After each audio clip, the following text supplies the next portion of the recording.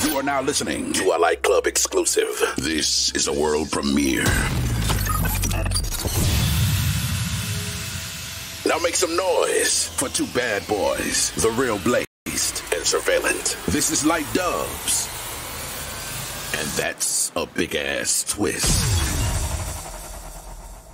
What's up, everybody? How's it going? Welcome back to Light DUBS episode 4 with some very special guests, Facemask and MX.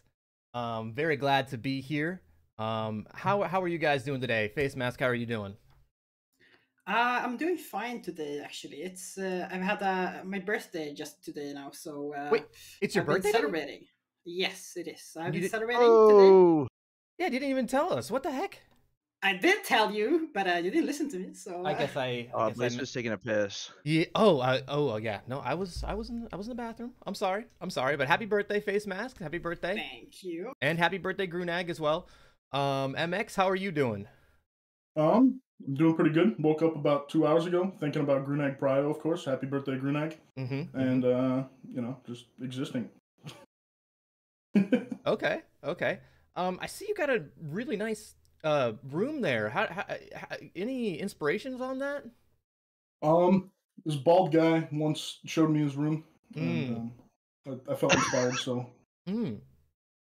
interesting. Looks pretty cool. Wow. Honestly, I like the lights. Honestly, nice. So Facemask, how long have you been playing WoW? Do you strictly play Paladin? What's the deal? What kind of classes do you play? I've been playing like from this like 2005 something when it came out in EU, and at first I played a priest, and I stuck with that. I wanted to play. Well, I didn't want to play healer, but I was forced to play healer, so I played priest for like a good 2-3 years, and I swapped to DK, and now I'm back on. Well, I'm not back on Paladin. I'm on Paladin now. I played DK priest and Paladin. So yeah, that's my history. DK priest and Paladin. Okay. MX, what about you, my man? So I started playing pretty young. Like for the first time, I started playing in Wrath. Didn't play Ret Paladin. I had no clue what I was doing. I was probably like 10 years old or something. I've played on and off since then. I came back in MOP, best expansion by the way, and still played Ret Paladin. And now I play on and off like priest and shaman here and there, but mainly still just Ret Paladin the whole time, every expansion.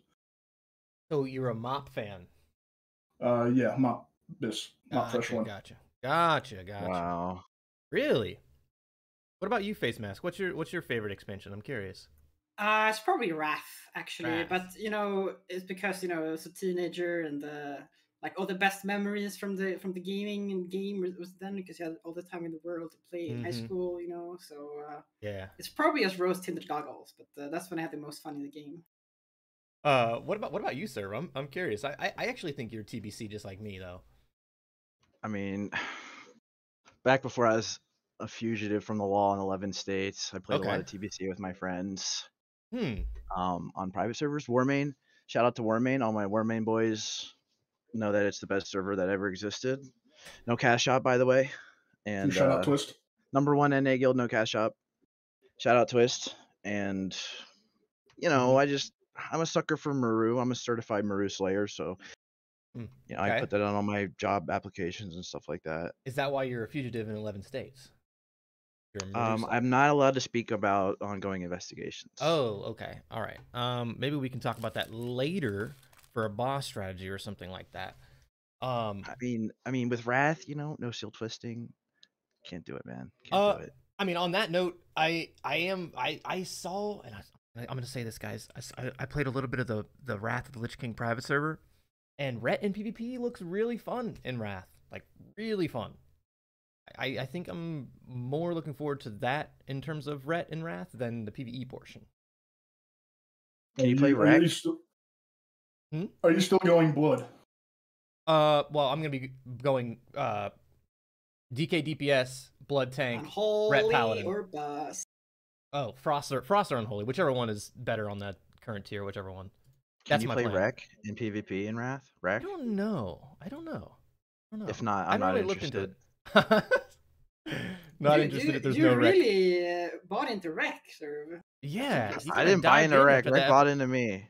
After that last Oh, episode, man, you just dived head in, huh? Yeah, exactly. Head I've in. never broken 2K MMR, and I'm sitting 2150, so I'm pretty chill. Okay, okay. I want to zoom in on myself a little bit here. Just look a little bit. Yeah.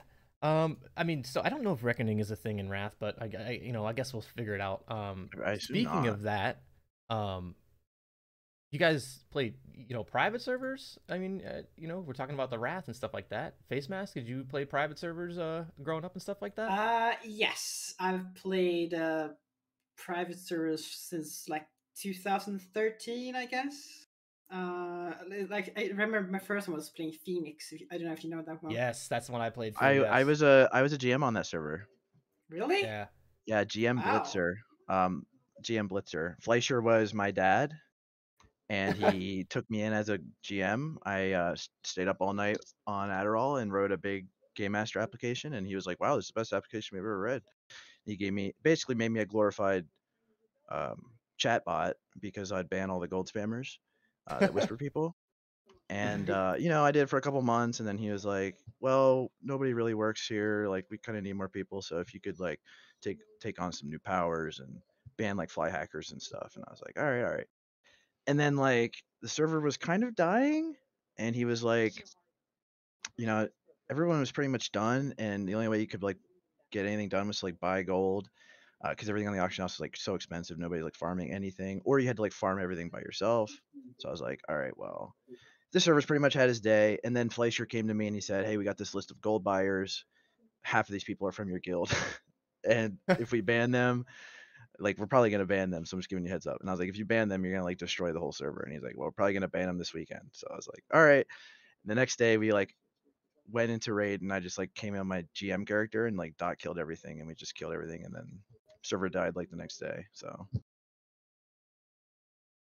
And then for me, prior to Classic, I did not touch any private servers. This is my first time playing TBC. What? I came in knowing of seal twisting and everything. I've never done a single one of these bosses outside of like transmog runs. The first private server I ever played is Synergy, and well, you know how that went. I played for a week and vanished. Okay, yeah, absolutely. I mean, so then you guys just. How did you not play any private servers? I mean, Facemask, you played private server. I mean, how did MX not? I just don't. I don't know how, man. Not even a mop? Retail gamer. Yeah, retail gamer. Okay. No, because the mop servers are overran by Hungarians, and I don't have good ping. Oh, okay. Okay. I'm gonna shill a mop server coming out soon. If I can give you some tips after the show. Some mop server. Oh my gosh. So Facemask, who do you raid with? What server are you raiding on? You raid on the Paladin main? You raid on your priest? You raid on obviously not your DK, 'cause that's probably math. But what do you raid on? I'm EU, so obviously I play on Firemaw, like everybody else does their alliance, and my guild is called Karma, and it's mainly speedrun guild. We're on 3 raid rosters. Okay. Raid 1, raid 2, and 3, and I raid currently in raid 2 with my red pally. Okay. All 3 raids are kind of equal. The raid 1 is like the BIS top run with optimized everything, and they're doing pretty well. I think they did top 3 on Firemaw speed for SSC in phase 2.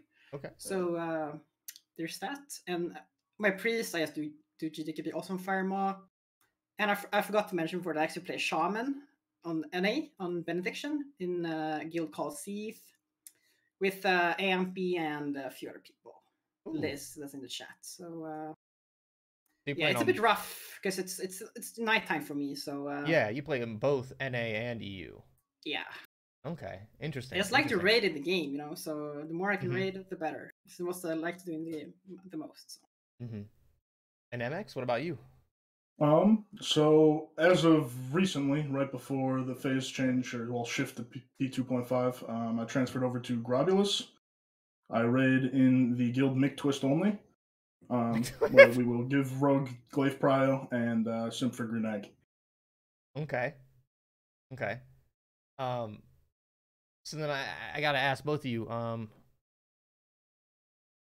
we'll save that for a second. Actually, no, I'll ask you. How far did you both get? By chance, by today, in terms of tier 6. I mean, I can start. My shaman rated release night, and we did 8 out of 14, I think, in a couple hours. It was pretty decent. No PTR or anything, and kind of like an optimized raid. I had some post outs, and then yesterday I went into BT with my Shadow Priest and a GDKP and did 13 out of 14 in one night, which was pretty good for a GDKP, I suppose. Even though I'm pretty disappointed because the content was way easier than I thought it would be. Yeah. But we didn't do any PTR or anything. I haven't really went into T6. So, but yeah, I was surprised of how easy it was.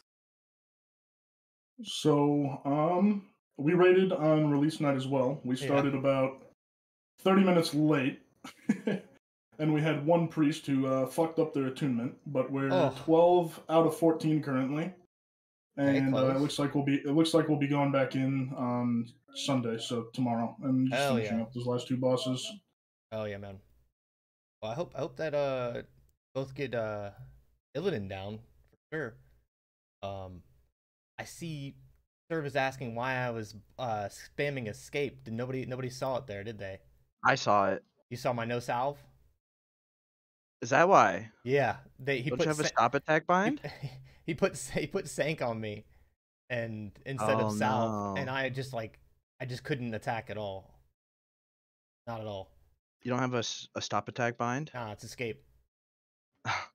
Yeah, same. I just use escape too. Yeah, too far away. I have small fingers. My keyboard is like it's right next to F1. Wow. But yeah, no, I had we'll talk about that during Rage, but yeah, on that one I had no salve on, so it was pretty fucked up, honestly. So coming into tier 6, you guys almost clearing and stuff like that. What do you guys want out of tier 6? Like, what's the biggest piece of loot you want more than anything in tier 6? I'm gonna start with MX because I already know what he's gonna say. Yeah, so I mean, assuming most people probably want Torch of the Damned, that's also what I wanted, and thankfully I got it week 1. So we're sort of chilling on that. CVOS will be cool eventually, but Grenade Prio. And Grenade Prio, huh? That Torch is Torch week 1 he gets less damage than you do. Who, Gurtogg? Isn't he Fury? Yeah. You guys speedrun? We do not, but okay. All right. Hold up. Let me put into perspective here. So we had a tank quit very early on before raid even started, right? Okay.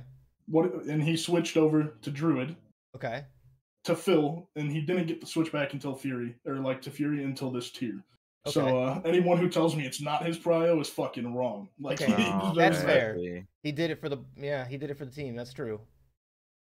Yeah, Gurtogg prio. Okay, I'll give him that. Facemask, what about you? What piece of loot do you want the most?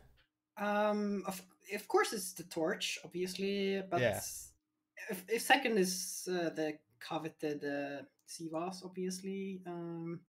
But I'm quite sure I'm probably not gonna have as good luck as I have with the belt that I got second drop. So I'm probably gonna wait for it a long time because as we speedrun, so it's probably gonna be a bit different prioritizing than like MX, for example. Yeah, no, I would have to agree with the Torch thing personally. I did not get lucky with a week 1 Torch. Let's hope that Serve can pull one out for sure in his run, right, man?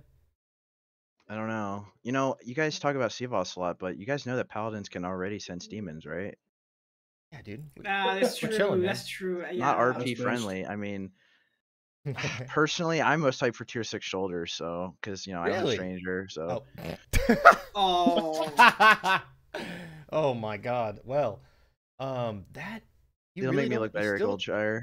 You still don't have strangers. Nope, only saw one olive face too. You get to go to GDKPs. You can probably get it at a minimum. Probably can. Oh, we'll still keep killing Hydros. It just won't, it's just not gonna drop.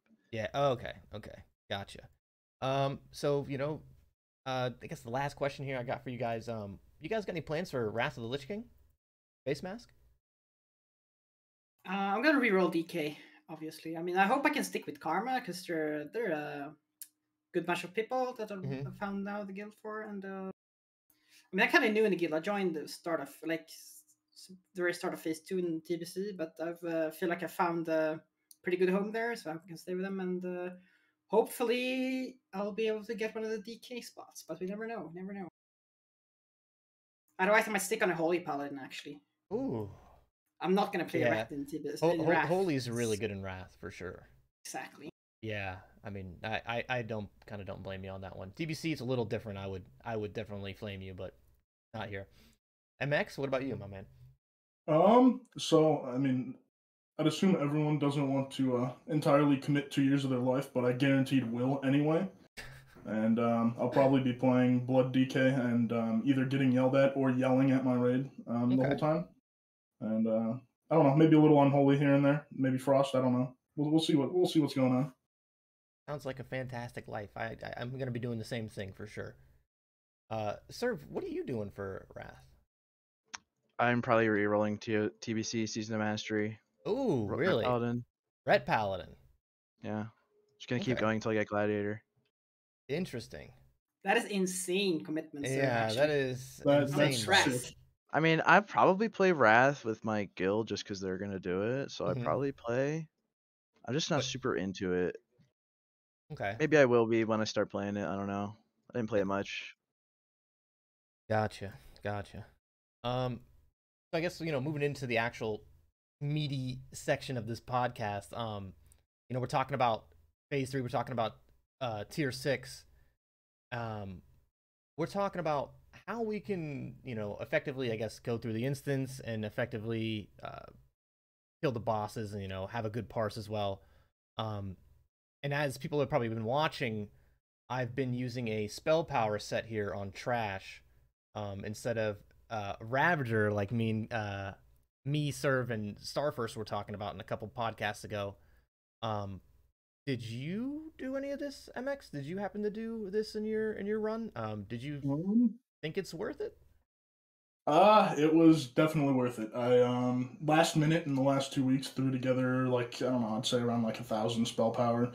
But I also used the Nightbane chest, and it definitely is worth. I think I sat probably like top damage at the lowest 5th the whole time on Trash. Yeah. Never anything lower. Mm-hmm. And I shielded Ravager extremely fucking hard. So, I mean, it was a little disappointing to see it go, but... Yeah, I won't lie. I definitely was shilling Ravager a little bit, but honestly, seeing the damage, I mean, we can go back a little bit in this VOD. Just seeing the actual damage that goes out from Trash is just actually insane. Ravager cannot keep up. It can hit like 4K peak, but it'll never keep up. Yeah, I mean, I got to get Wrath of Cenarius next Saturday. If you guys are coming, I'm going to get Wrath of Cenarius next Saturday. That's what's happening. So that's what I'm doing next Saturday instead of the podcast. But yeah, dude, I think the spell power set is absolutely huge for Hyjal. I mean, it honestly takes us from being like barely worth a slot in the raid to actually being one of the top overall damage contenders in this whole raid. Yeah, like it's not hard to get like a lot of spell power too. Like run like double spell strike if you don't have those. I mean, the tier 5 prot helm is good if you have that. Just throw a spell power gem in it. Tier 4 chest is decent. I got the chest from Hyjal Trash. It's like LE chest, 74 spell power. It's definitely a good one. You can use Illidari shoulder pads. Obviously, is one a lot of people have. Kyle the Grand Engineer from Solarian or Void Reaver, I guess. Obviously double spell power trinkets or spell power trinket and tome. Best weapon you can get, Hammer of Judgment, Season 2 Gavel, whatever. Yeah. Like spell strike legs you can go for, but like you can actually get about the same amount of spell power if you're revered with the Mag Har. There's like a blue kilt you can get from those guys, and it's like 2 spell power less than the spell strike. Why did you tell me this 2 weeks ago? What the hell? Did you not get I bought a spell strike for like 1.5k gold. Oh my god. I balled out and bought a Belt of Blasting, honestly. I got one made. Blasting too, but you know what else is really sick is the PvP spell power neck. And the Regimen, and then the Lamellar Bracers. Oh. So if you get the Lamellar Bracers and you put a 9 spell power gem in, that's like 36 spell power, which is more than you can get from pretty much anything. Is it more than well, Havoc? Bracers of Havoc is 39, isn't it? Is it? Okay, so it's close Yeah. to it's close to Yeah. Havoc then. Where do you even get Havoc? They're crafted. Taylor. It's craft. Oh really? Yeah, it's like 100 gold. I bought them for 100 It's gold. like 30 spell power and a gem That'll slot, save I me. think, right? Yeah, that'll they're save me really some good. honor. Yeah, no, honestly, I was so amazed at how good the spell power set actually was. I mean, it was really good, and I'm excited to get Wrath of Cenarius to see how It's much nuts. better it can be better. You know, It's like half uptime, so it's like a 70 spell power ring. God, man, I gotta get that. I mean, more when you have enchanting, but yeah. Yeah, I mean, I have enchanting, you know, so I was doing like 3K just in like my full prot set with Wrath of Cenarius. I was doing like 3K. yeah. And I only had like, without that ring proc, I only had like, you know, totally unbuffed like 700 spell power. Mm-hmm. I'm still pulling like 3K. But so you know, go ahead. I wanted to ask because like, obviously spell power set's ideal, but like, what about the obviously consecrate? But like, what are you doing with like how are you stacking up vengeance? You popping wings and then dropping a fell iron bomb? You sapping? Oh well, like, I you dropping the personally holy water. Yeah, I haven't obviously fully optimized it yet, and I don't think it's been fully optimized. Getting up the vengeance is probably the hardest part, I would say. And making sure that that's up. I honestly was just right at the beginning, just popping Destro, popping wings, because my first spell cast was most likely going to use my Alar Tome. So I wanted to make sure that it was just up, you know? Yeah, I made the mistake a couple times of putting up Seal of Righteousness before the mobs got to me and proccing my Tome early. Yeah. I think Tome is the way to go though, over like double trinket or like. Yeah, see here you can use the healer trinket too and use it at the same time as use Icon, but I think Tome is the way to go. Yeah, see there I popped wings and trinket and I had the Tome up. I definitely got to make sure that the one thing if you're using Tome is you definitely can't put your seal up when you're going into combat, because then you're going to possibly proc it, you know, and then you're losing some uptime on it, you know. I don't know if you guys have Tome, MX, Facemask, do you guys? I do not. I've seen so many get DE'd, and by the time I realized I wanted it, it was too late. I actually picked it up like the last T5 raid, and haven't been using it. But I think I'm going to be assigned to arcane bombing some mobs in Hyjal, which is probably might be a good way to stack. I don't know if they can crit. I have no idea, but that might be a good way to stack the vengeance. I'm not sure. Yeah. Otherwise, it's probably just as you say, just pop Destro pop wings, and then consecrate before sealing. And one thing I didn't really do on this beginning packs, I don't think you really need to do it, but I guess on the third set of waves and the fourth set of waves is I guess Arcane Torrent and a lot more Hodges. Didn't really need to do it in the first set and the second set of waves, honestly. I don't know if you guys saw that or not. Yeah, I just did it like at the end when there's like A-bombs and stuff. I mean, yeah, I don't know. I did it here and there when it was just a couple necros, but I don't know. It's just like they're kind of so easy to deal with. As long as you don't get hit by them, like when they're all coming in, you're fine. Yeah. So I was expecting a little bit more from the A-bombs. I sort of like avoided pieces that didn't have stamina because I was expecting a little bit more damage going out. You bought into the meme of the trash actually being dangerous. Like, yeah. That's on you, dude. That's on you. That is that is not the case at all. But going a step back, I definitely just wings and then fell iron bombed or sappered or whatever. I think you fell iron bomb first or sapper first, so you get the vengeance from that. I think it's kind of hard to expect that you'll have vengeance before you bomb. Yeah, because you have to get really lucky if you're gonna do that, or you'd have to like drop a holy water, which is just wasting your cooldown. So I didn't think holy water was very worth it for me. I didn't really make it's not. Use of them. It's only for stacking vengeance. Like it's AoE capped at 5k. So yeah, I think. Yeah, I honestly think if bombs work, I think sappers, double sappers, and fell iron bombs are just way better than getting AoE capped on that. Yeah, so like Holy Wrath does more damage than unless you're sappering. So if you're gonna sapper, then what you would want to do is Holy Wrath first. It'll get you Vengeance and then sapper. Because I think Vengeance. No, actually, no. Vengeance doesn't apply to explosives. So you'd always use your explosive first. Yeah. And then you Holy Wrath, big damn. Yep. Up on the Consecrate. For sure. You know, using the spell power set, you can see that I have spell power consumables. And I kind of went full elixirs in Hyjal. I'm wondering if you guys think that that was the way to go. Like, do you guys think that, you know, optimizing our consumables, do you think that switching between elixirs like that is the most efficient way? I know it's not the best parsing wise for Rage, but I believe it's the most efficient. What do you guys think about that? Yeah, for sure. I agree with you. Yeah, for sure. I mean, if you have unlimited gold, you can always like swap flasks like for every when it's boss time or whatever. But realistically, you aren't going to be doing that because I mean, gold is not a infinite resource, right? So I think what you've been doing is the way to go, probably. So I could be using a blinding light, for instance, flask on this trash, and then be using, you know, a relentless assault on Rage, back to blinding light, demon slaying, blinding light. You know, you could do that if you're trying to parse overall. I think that that's what you need to do, but I don't believe that's the most efficient thing to do. When you have like a ton of marks of the Illidari extra, you could do that. Yes, agreed. No, that's true. The way. Yeah, I forgot about that. Yeah, that's a good call, but that's probably a couple weeks out, I would say. Oh yeah, probably months out. Yeah, flasks will drop in price a lot too. They'll drop quite a bit. No, for sure. But let's see here. For me, I use pretty much the same thing. Arcane Elixir, Mage Blood, Spell Power Food. I think the hardest part is actually getting to swap back to all your other consumes before the boss comes. I mean, here on Rage, you're going back to. I use Greater Agi for most things, if it wasn't a demon.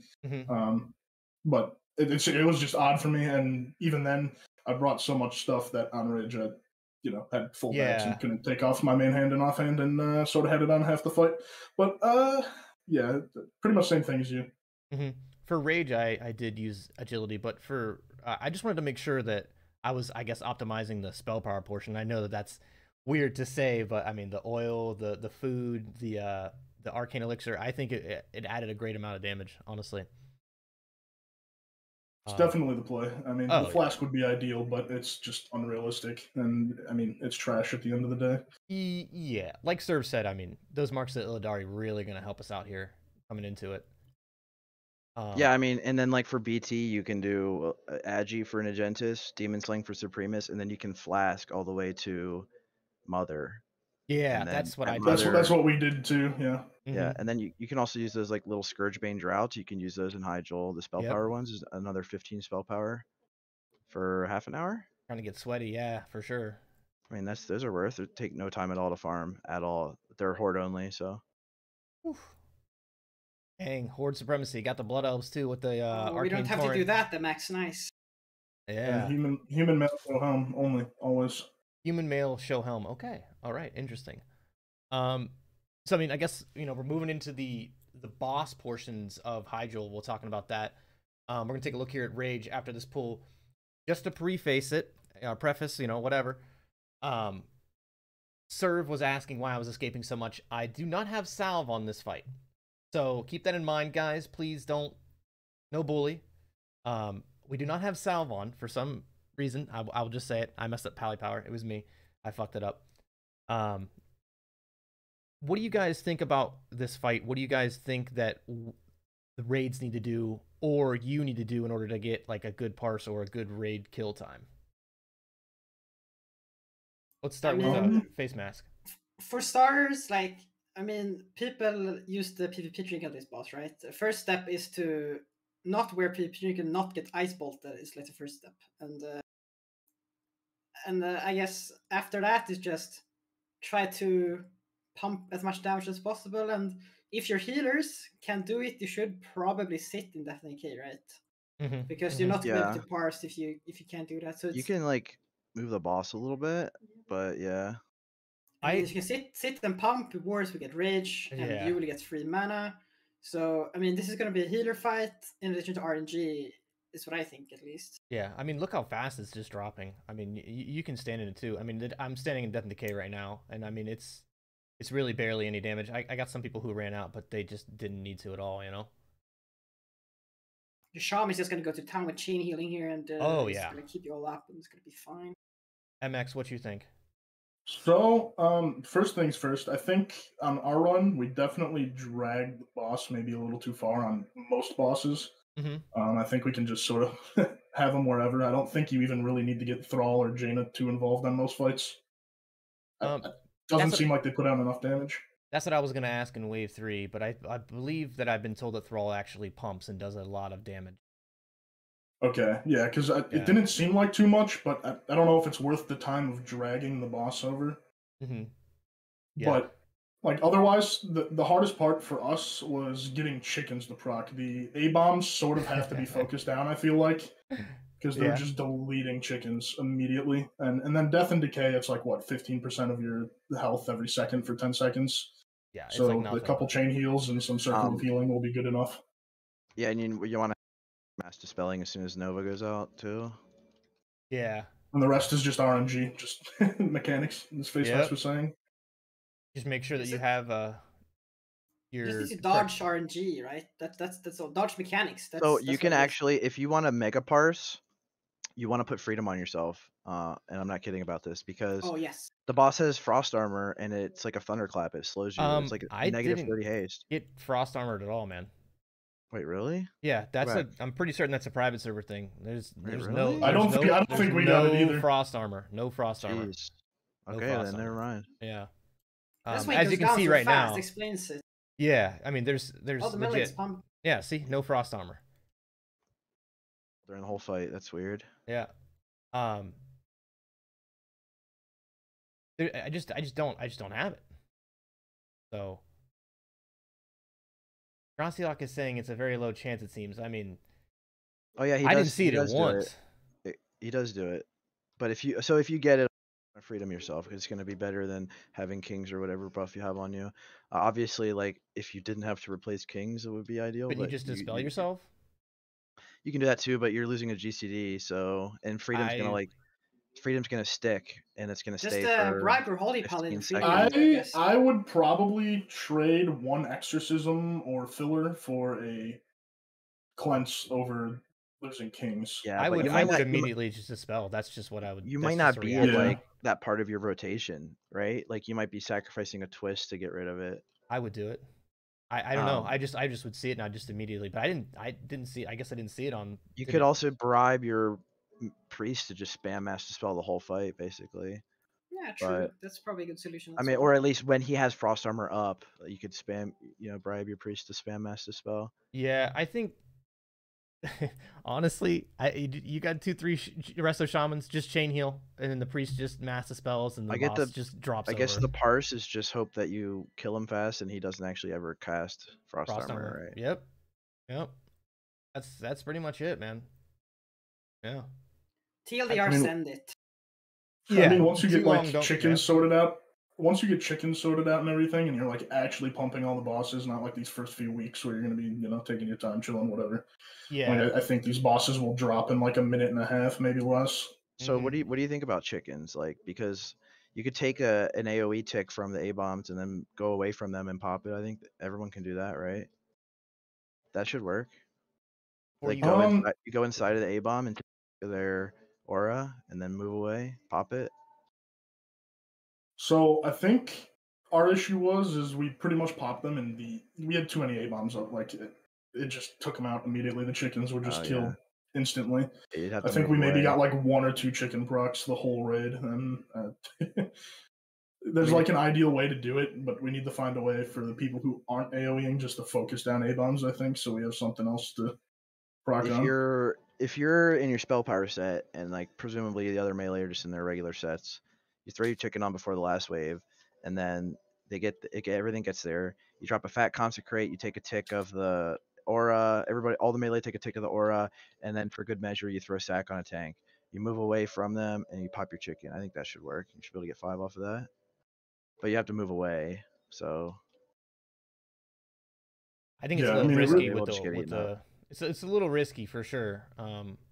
If you can maybe like legit, it's just so risky. Honestly, the chickens. I mean, also if you ever get hit by a Necromancer Shadowbolt or a net, a web. Yeah. I guess we. I mean, we can always proc it, right? We can sack the Pala tank and just pop it, but yeah, it's about the other people in the raid, right? What about the Necromancer mind control buff? Is that invalidated?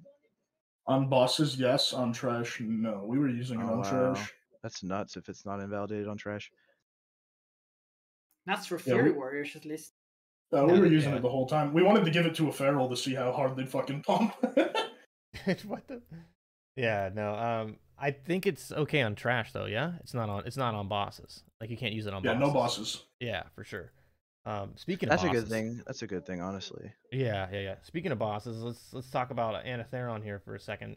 I don't have any Sulfuron Slammers. I had no bag space, as you guys can probably see. What do you guys think is key here? Let's start with MX. I was like on pole. I pretty much just dropped sacrifice. I just swapped buffs with our prop paladin, and had him, switch buffs with me so I could put up sacrifice and not remove kings from the feral. And I just rolled sacrifice. So the boss dropped pretty quick. I didn't really have to deal with too much. And then I have Sulfuron Slammers. I didn't bring them. Either way, the cleave, whatever the hell it's called, it doesn't really hurt at all. I sort of ate it the whole time. It's, I don't know, it's pretty simple, man. Yeah. It's just another pushover boss, right? I think there's a little bit of RNG for sure, not getting the sleep as well. Not getting hit by Infernal. I mean, yeah. You should be able to negate the sleep as a paladin, but if you get hit by an Infernal, you just have to move away and wait. So that's kind of a parse killer. I actually, personally, I don't think I'm gonna sack a tank here. One, if I were to sack my druid tank, I would get loot banned for a month. Like Dr. Kill would loot ban. What if you were the guy doing light on him for that fight? Just too much. That's too much. That's too much to like change around. In my opinion. Yeah, I mean, you could Sulfuron Slammer, but I think Sulfuron Slammer resets your swing timer, doesn't it? Or is it not? It? Oh, somebody was talking. Then it's a huge yikes. Somebody was talking about that in the Pally Discord, and I was like, I don't know, I've never used it. I've always used Sack, but then there's no point. I mean, just like I just on this kill right here, I didn't get slept at all. I mean, you could potentially just kill the boss. You know what I'm saying? Like that's possibly what we could be just completely overthinking the sack. We could be just thinking overthinking the Sulfuron. Just kill the boss. I mean, right? you're looking at a bunch of Tidewalkers. Like, there's a chance you're gonna get it. There's a chance you're not gonna get it. That's true. You could just stack the Infernals on the boss, and then it would wake up anybody in the sleep. But I watched Salad Bakers try to do that and wipe like 3 times during their world first race. So yeah, honestly, I think honestly just send it and kill the boss and just pump as much damage into the thing as you can. Yeah, probably. That's the case. Make the boss hit 0 and call it a day. Yeah, for sure. I mean, you could do the sack for sure if you wanted to swap like the blessings for that fight. You could do that, but I don't know if I'm gonna end up doing that. Just don't announce it to your raid that you're switching buffs and just make it happen. Yeah, put it on Pally Power. I could probably get my Holy Paladin to switch with me. I could probably do that. Just switch it on Pally Power, and then the Holy Pally is crippling OCD. He'll be like, "Oh, Pally Power's red. Better click." Good call, Board saying put it on the Paladin tank doing Infernals. You can see how far away right now. If you look over Archimonde's shoulder, you can see where we're tanking the Infernal. Maybe we could tank him somewhere else so that we can be a little bit closer. But it's just not close enough for me to sack him. But I definitely don't think sacking the main guy is the way to go. Like the bear tank, Yeah. I just sort of picked someone and went with it. I think there's adjustments that can be made. But also, the Infernals were pretty irrelevant too. The whole fight, they didn't really affect much. Honestly, for a Ret Paladin's perspective, I guess it doesn't really mess up anything. But I mean, there's really no reason to even DPS them at all. Like the boss just drops over, honestly. And this is a good demon slaying boss for sure, you know. Oh, one other thing I wanted to say about spell power set is the waves are like perfect for trinket swapping. So if you have icon and tome, you like pop icon and go ham, and then the next wave like you use dark iron smoking pipe, and then you just switch back and forth, and you always have a trinket. I don't have a smoking pipe. Oh, I mean, I do on my desk, but I don't have one in game. Yeah. Dude, I don't have a fucking icon yet. I need to finish my badges. You could use like Essence of the Martyr instead. Ooh. I mean that works. You can also use Essence of the Martyr with icon, but actually, I was just thinking about looting a Skull of Gul'dan. We're working on that. We're working on that. That would be so bad though. Nah, man. Semantics, dude. We got it, dude. Don't worry. We got it. I think we'll end up just looting it. But someone in the chat is talking about Magtheron's Eye. Yeah, it's not very good. I don't think it's not good to use it because like it doesn't. It's good when it procs, right? And it procs and resists, and the trash is just level 70, 71, right? It's not gonna resist or proc. So I have barely any spell hit. So are you capped just by precision, or don't you? I thought you needed a little bit of spell hit to get capped. I have like 6.5. Right? I got 6.5 in my gear plus the 3% from precision. I mean, I do have a decent amount of. Any for what? Like, does anybody know how much spell hit you need to be capped on all the Hyjal Trash? Not sure. 5% on 72? Then yeah, I'm capped for sure. I think most of us will hit cap passively through our sets. Like, so you need 2%. Yeah. Okay, so I have that from Belt of Blasting, and yeah. Yeah, no, we're good to go. Honestly, I don't think Mags is not. It's not the play for sure. There's not. It's just it's not good in this situation for sure. Now, what you said about the dark smoking pipe, now that would be good swapping, but I don't have that. Yeah, you go between icon and like some other spell power trinket. You just go back and forth because you can't use icon twice in a row. It's like not if you go fast, it's not enough time. So. If you haven't done that quest in Zangarmarsh, there's like a green fucking spell power trinket that you could use the swap into. It's pretty fucking good still. Yeah. It's not like icon level, but it's pretty close. Ziri's Gift, that Shatar revered. That one's pretty good. Spell crit though, right? It's only 1.5 minute trinket. You gotta stack Vengeance somehow, True. Yeah. True. Yeah, that's true. Yeah. That's true. With bombs. Yeah, with bombs. Any last thoughts on Anetheron? I think it's a pretty straightforward boss, just like Rage and Anetheron are pretty much just a little bit of spray and pray, honestly. Honestly, like the whole Alliance camp is just send it. The trash does nothing. The bosses do nothing. It's just send it. For sure. Yeah.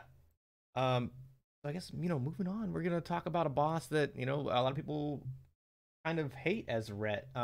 Serve. I know you've been talking a lot about it in the Discord and also the other Paladin Discord. You want to enlighten us on Kazrogal here? It's like all anybody's asking about these days is like, hey, how do I deal with Kaz? I go all the time. It's like, well, just there's a lot of stuff you can do. Let me pull up my little post here because there's a lot of little things, little tricks, finer details. Okay, so mana pot works, but you don't want a mana pot. Honestly, it's like last resort scenario if you're trying to parse. Dark runes are must have. You can wings at the start with lust, and then you can bubble later on in the fight. And you can use a bubble to as soon as the mana burn goes on you just bubble, get it off. You can put sacrifice on somebody, max rank, take some extra damage, and like kind of just leech mana from the healers. If you're going to use a mana pot, you should use Fel Mana Potion, obviously, because it just gives you more mana. Although it does tick over time, so if the fight's about to end, it's not really going to give you, you want to use a regular mana pot if the fight's about to end, because it takes time to tick up the Fel Mana Pot. And then if you're using Demon Slaying, so you need to have a Dranic Wisdom if your Raid's DPS is high, or a Major Mage Blood if you're slower than like 2.5 minutes or 3 minutes. And then the real gamer play is snowballs. If you have snowballs, snowballs are so useful because they proc Judgment of Wisdom. So you tie them, you macro them into your, like I have an add-on that saves my action bar. And I have macros for command, blood, and CS that have snowball attached. If I get to a boss that I need to, like has mana issues like Mother or Kaz, I'll just swap my action bars to the snowball set, and every time I do command or blood or CS, it'll also throw a snowball and give me extra mana back from wisdom. And if you tie it to all three, you'll like never go you'll be full mana the whole fight probably, and you really don't have to mana pot or anything like that. You could like haste pot or fab. But you know, I mean, that's kind of the play if you have them. If you don't have them, you can't really get them. You can only make one a day from the snowball machine, so you're kind of shit out of luck. But that's like the ultimate play. I feel like if you want to get the 100 in a couple of weeks, you're kind of gonna have to have snowballs. And you're gonna need a lot of them if you wanna. I mean, you can mitigate some of it if you just tie it to command or blood with a couple hundred spell balls or snowballs. But Blaze, did you use snowballs in this? No, I did not. I did not. I have no bag space. Your mana was like capped the whole time except for when you got the mark. So I did not use a haste pot. This is a prog kill, so I did not send it. I completely saved it for just staying alive. Did not want to die at all. One thing I want to talk about is, and I don't think I don't know if you talked about it, Ogre Suit, bro. I don't think it works. It's 12 yards, so. Don't think it works.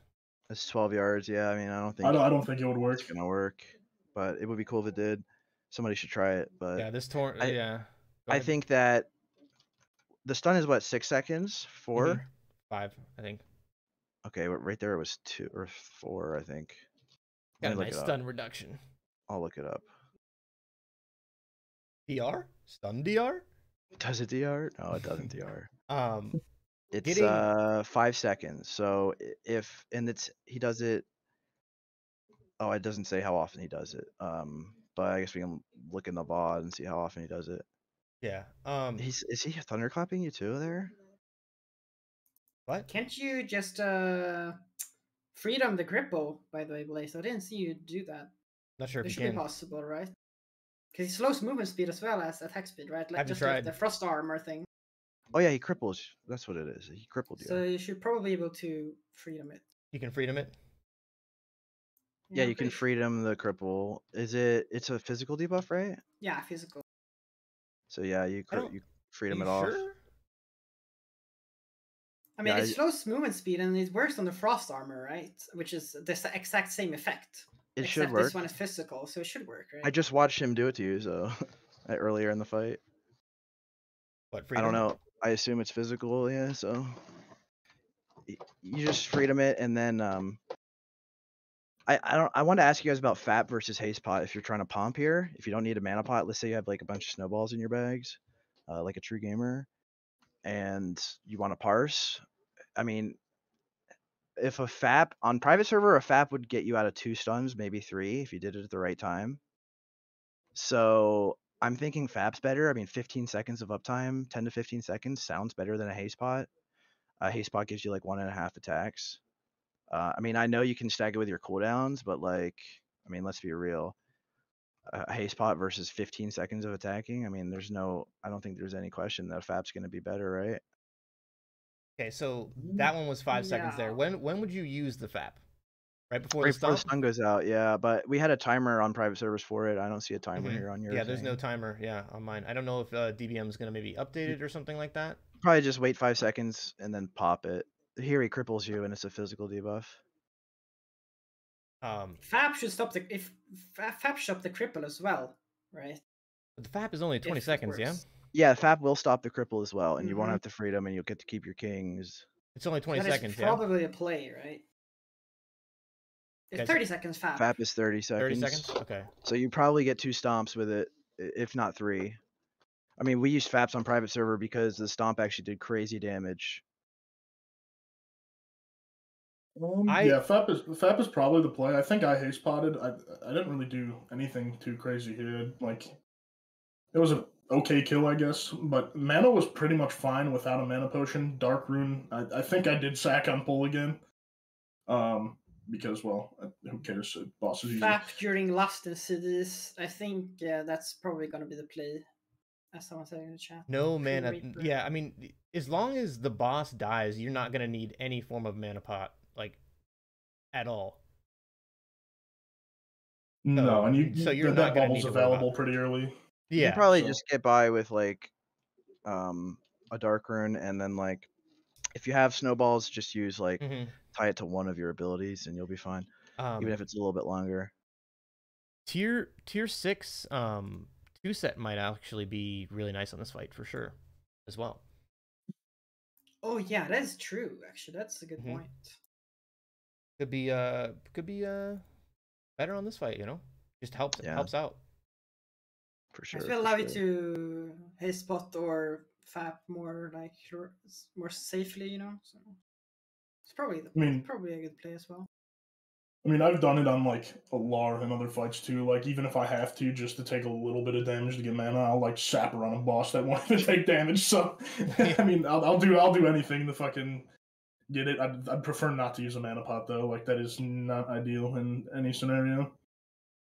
Okay, and this is where Graciak, you know, he's bringing up this, and this is exactly what I want to talk about here. I don't think dragging him to the middle is the way to go. Like we're getting Thrall involved. I mean, I think the timer for Mark starts when he gets into combat. When Kazrogal gets into combat. So right when he gets attacked, the timer starts, you know, and it starts ticking down 5 seconds, you know, earlier on the next cast or whatever the fuck it is. Can't you just everybody run over to Thrall and he'll automatically come to Thrall? Well, and then he'll engage as soon as you're on it. They have the guards like right there at the front where he's walking in, you know. So so he gets into combat. He gets into combat, and then I guess he's, you know, attacking the guards, right? Yeah. I honestly think getting them fighting him at the front guards is the better location for sure.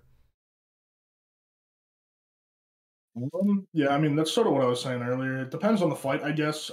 Thrall does damage, but I don't know how much it would amount to a few extra seconds of running it over. Like, say you're fully buffed up, you have your squawks, all that shit. Like, how much is Thrall actually going to save you time if you run him over?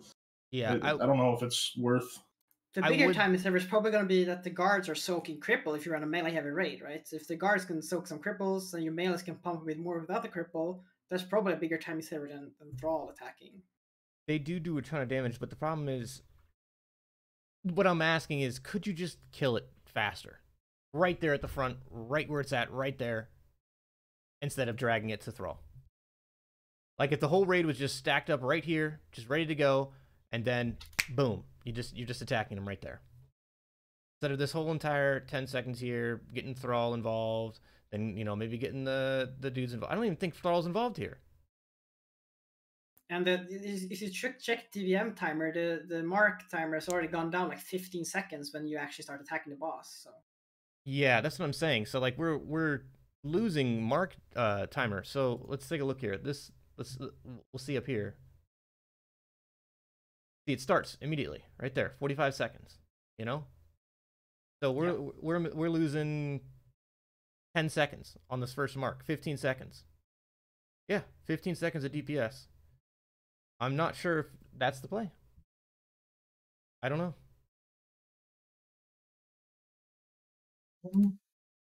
Yeah, no, I know that the hunter shut the boss ankle. I know that.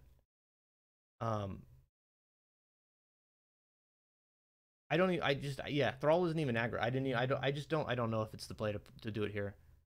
I mean, board says Thrall pumps damage, and if that's the case, this is probably worth it. But you should probably try to drag him there as you pump the boss, I guess, right? Yes, absolutely.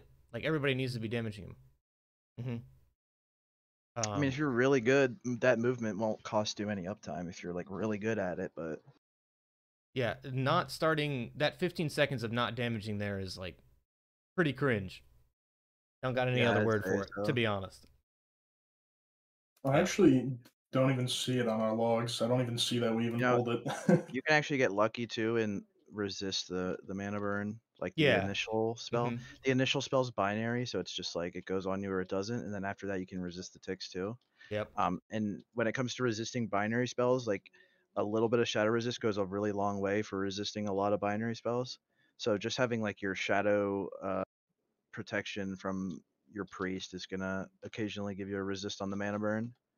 I mean, that's just for prog, right? You're not gonna parse if you're in shadow resist, right? So yeah, you're not gonna use more than you're not going to use more than the priest is going to give you, but occasionally it will give you a resist. Graciak is asking, assuming freedom works, what are the best freedom targets for raid DPS? I'm going to say myself 100% because two-hand is terrible with that slow. And sorry, Fury, but you're not getting it from me.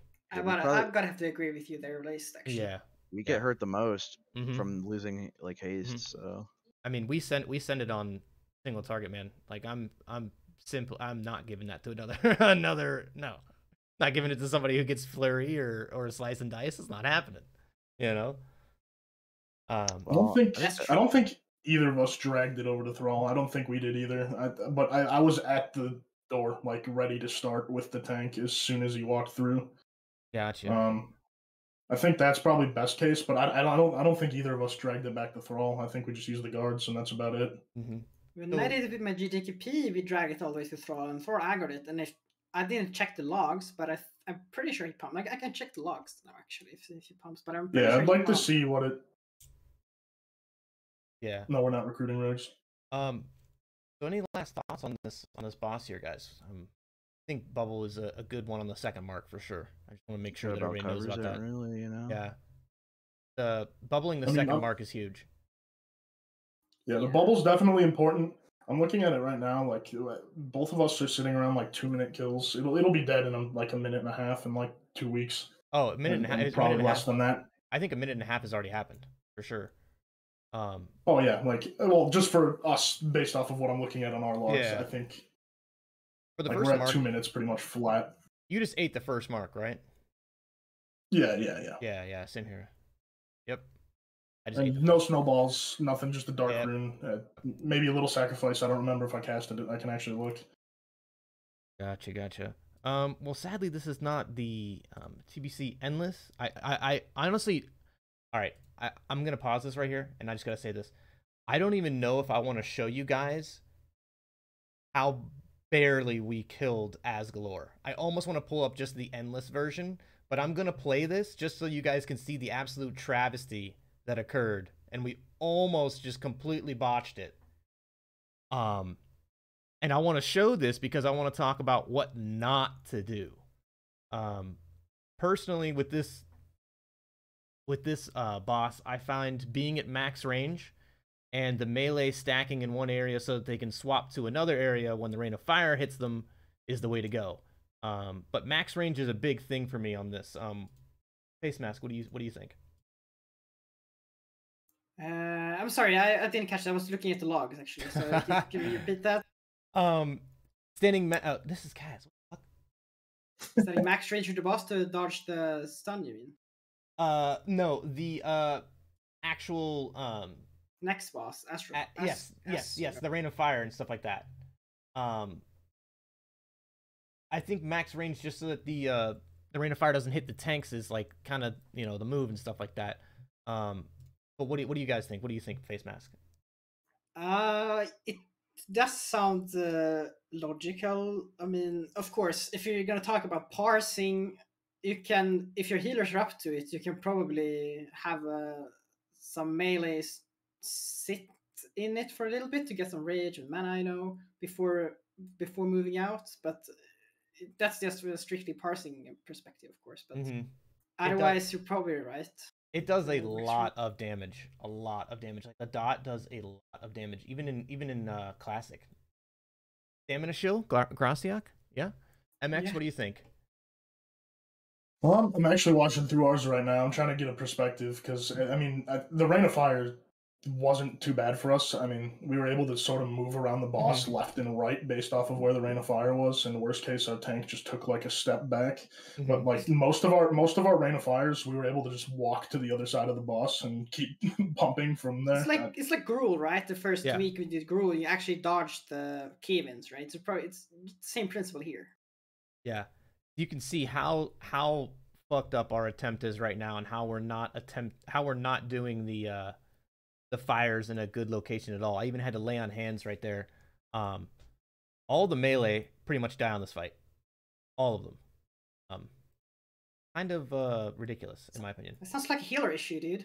Get some better healers. It might be. I don't think the healers were in a good location to actually hit us when we ran to the other side of the boss, and so we kind of ran out of line. They're ranged, and then that's it. They're dead. You know, we're dead and stuff like that. Getting Thrall in, probably a good idea on this boss, but I don't know. What do you think, Serv? Did you go to the bathroom? It's one of the longer fights I think you should be in. This is what I remember from private server. What we did was, like, those ads in the front, we would let the earlier trash packs just run straight into him and kill him, so that when the boss came in, he would go straight to Thrall.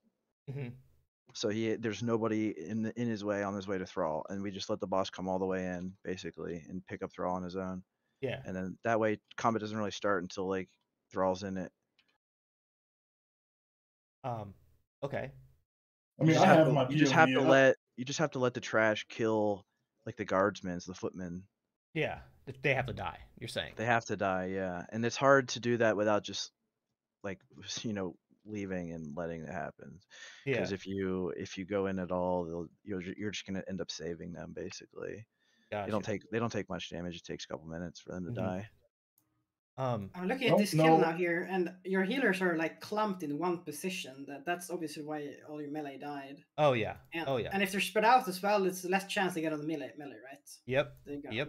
So that's a healer grief as well. They're not spreading out correctly, right? Oh, absolutely. I think the melee and the healers weren't on the same page for this one, for sure. I watched Salad Bakers do this, and Laddie lost aggro on Doomguards to healer and almost wiped. So if you're doing better than that, if you if your prop paladin can hold the aggro on the Doomguards and you don't stand in rain of fire, I think you're already doing better than Salad Bakers, one of the top guilds in the world. So I gotta say that's pretty good. Let's check out how Cuties Only and MX does this.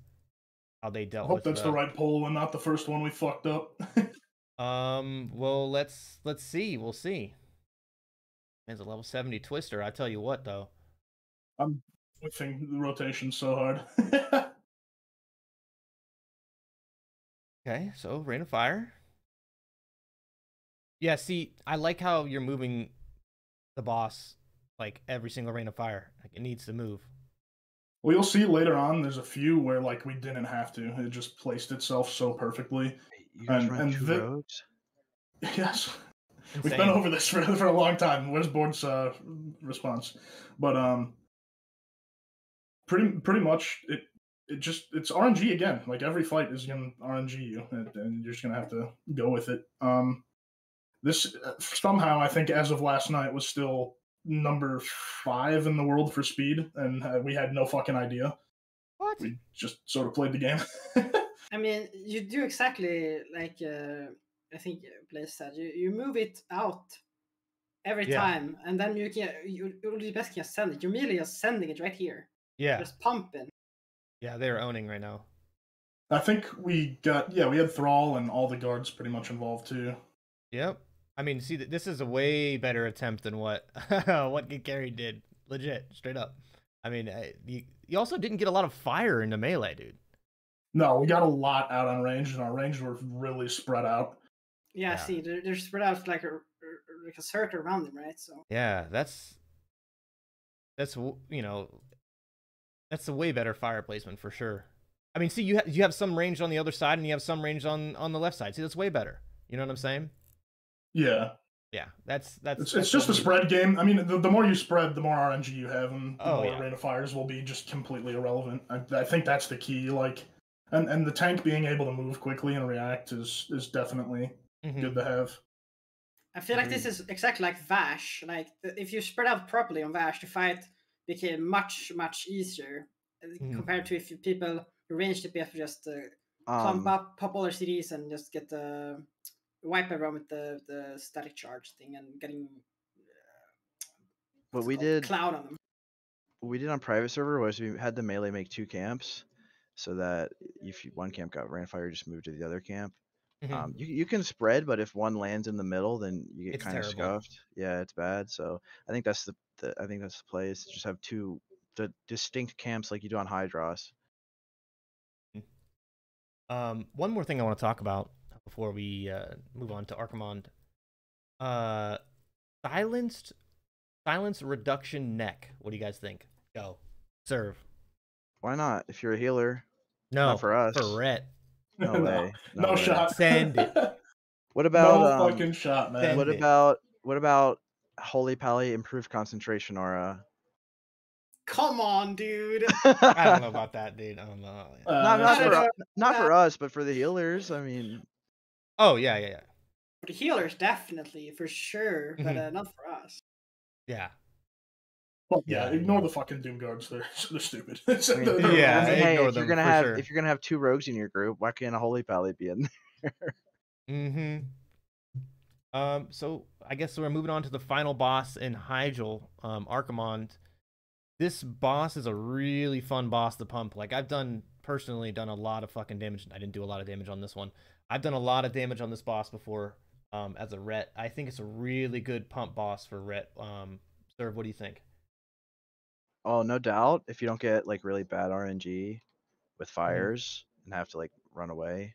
But yeah, no doubt. I mean, I think he's low armor, isn't he? Or is he he's low armor. Everything in Hyjal is low. So you just like shred him with your autos and CS and big demon slaying exorcisms and you know, all that kind of stuff that we shine on. It's like all of the other Hyjal bosses. Most bosses in this tier, like, it's all RNG. Can you dodge the bad RNG? You're gonna be set. And if you get bad RNG, tough luck. See you next week, basically, for the PARSE. Dude, you got doomfired, bro. I know. Right on top of me. It was so terrible. Yeah, but are you gonna cleanse it all? What? Yeah, you can cleanse that on Classic. You should be able to cleanse the fear. No, not the Doomfire, but the fear. Yeah, not the Doomfire. No, you can save other people from getting feared into the Doomfire. Oh, there's a Tremor down in all the groups. Yeah, Tremor should be fine for you, but like some other groups, like sometimes people get separated from their Tremor and stay next to your Shaman for real. Cleansing is a DPS Doomfire loss. Doomfire can chase you away from your Shaman, so. Yeah, so my input on my first poll ever here is a little limited. I must add that my Enhance apologized, but he did not Tremor, and I watched from the ground. So,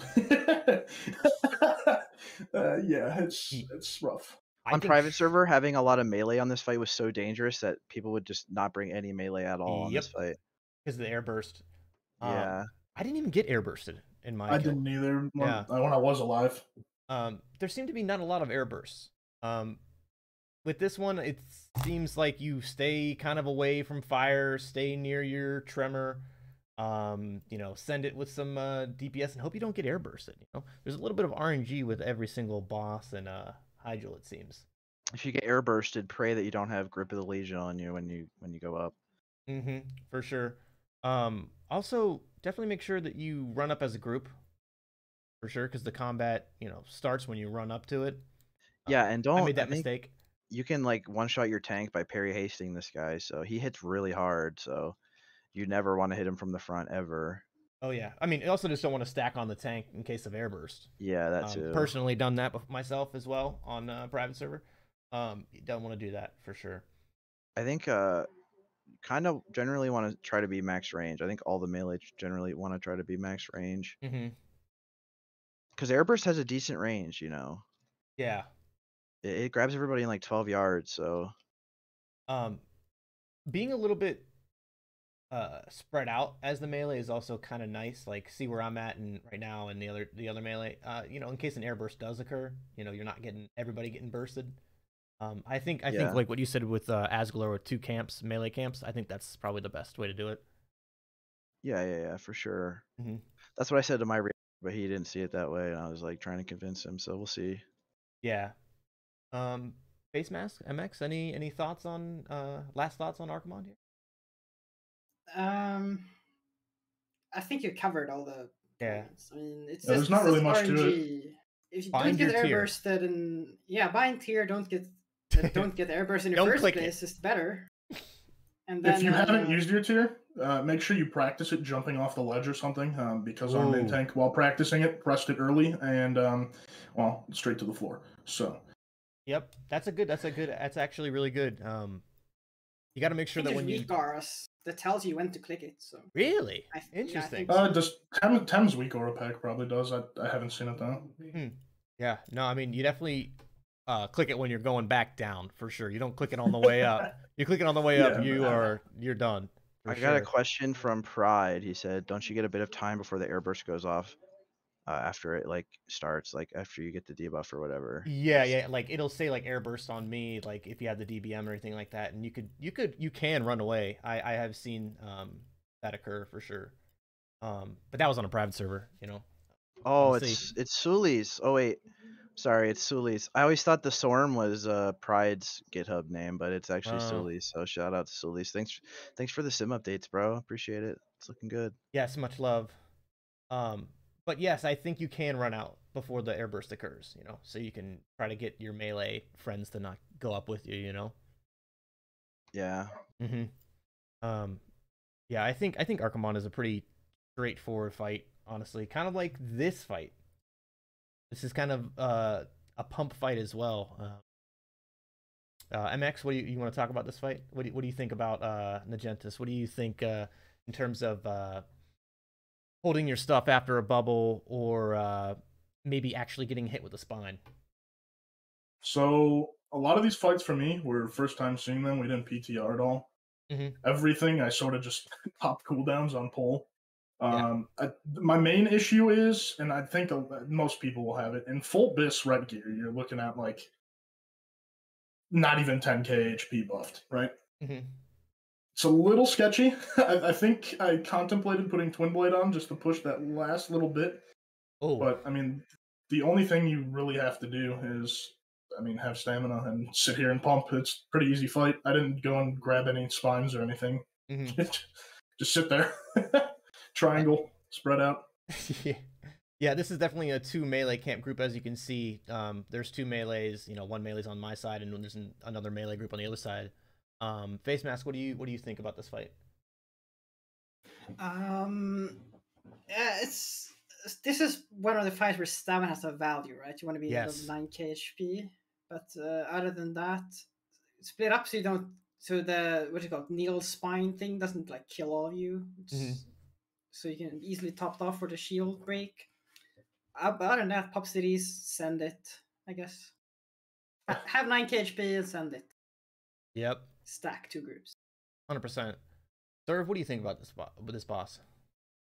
It's pretty basic. I wanted to ask if the Naj'entus spine counts on logs. I forget how much damage it does. Oh, it's only 1,000? Well, that's shitty. You mean you're throwing the spine into Naj'entus occurs, causes damage? Yeah, it does. You're saying I thought counting it was on more. logs.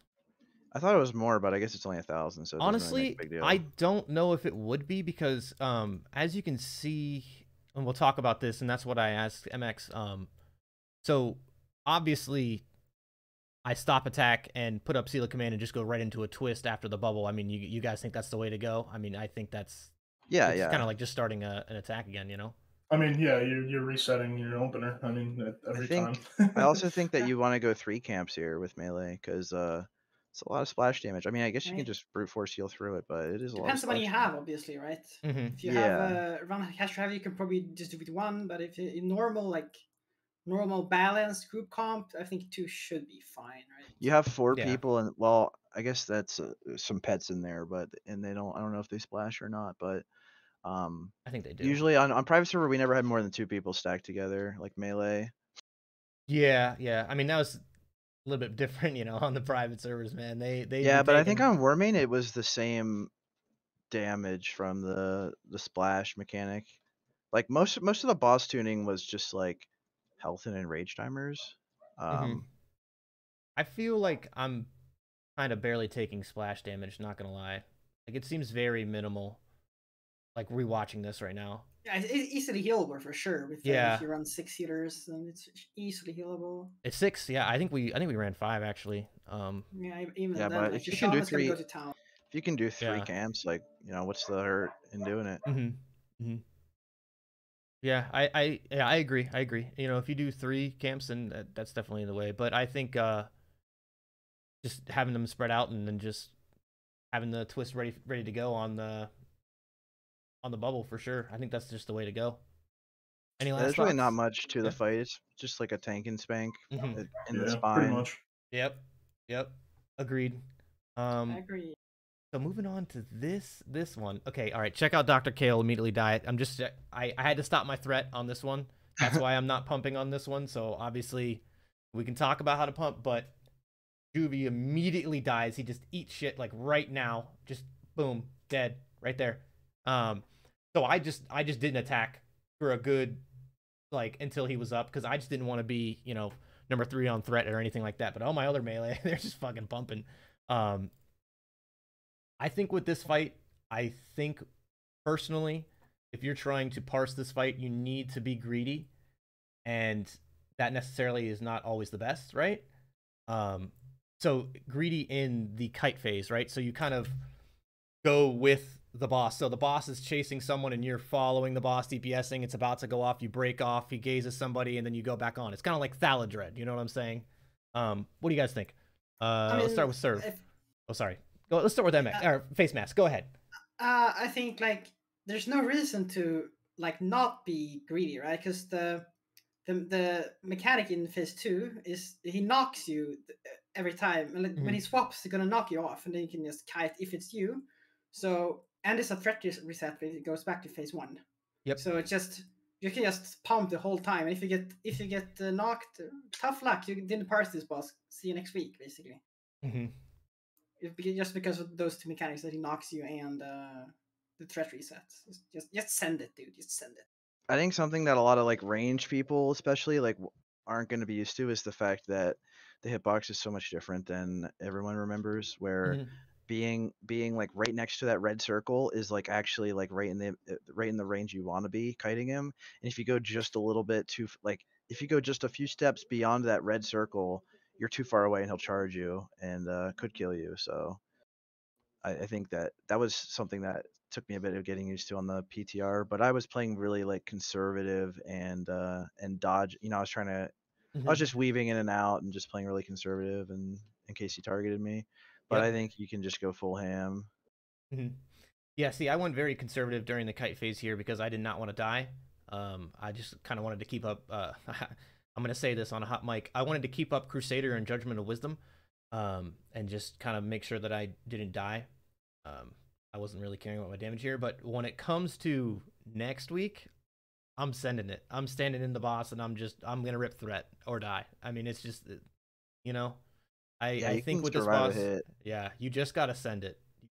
But when we did it on the PTR, none of the melee ever got targeted by the gaze. Nobody that was ever in his hitbox got targeted by the gaze. And I was wondering if that was just lucky or what.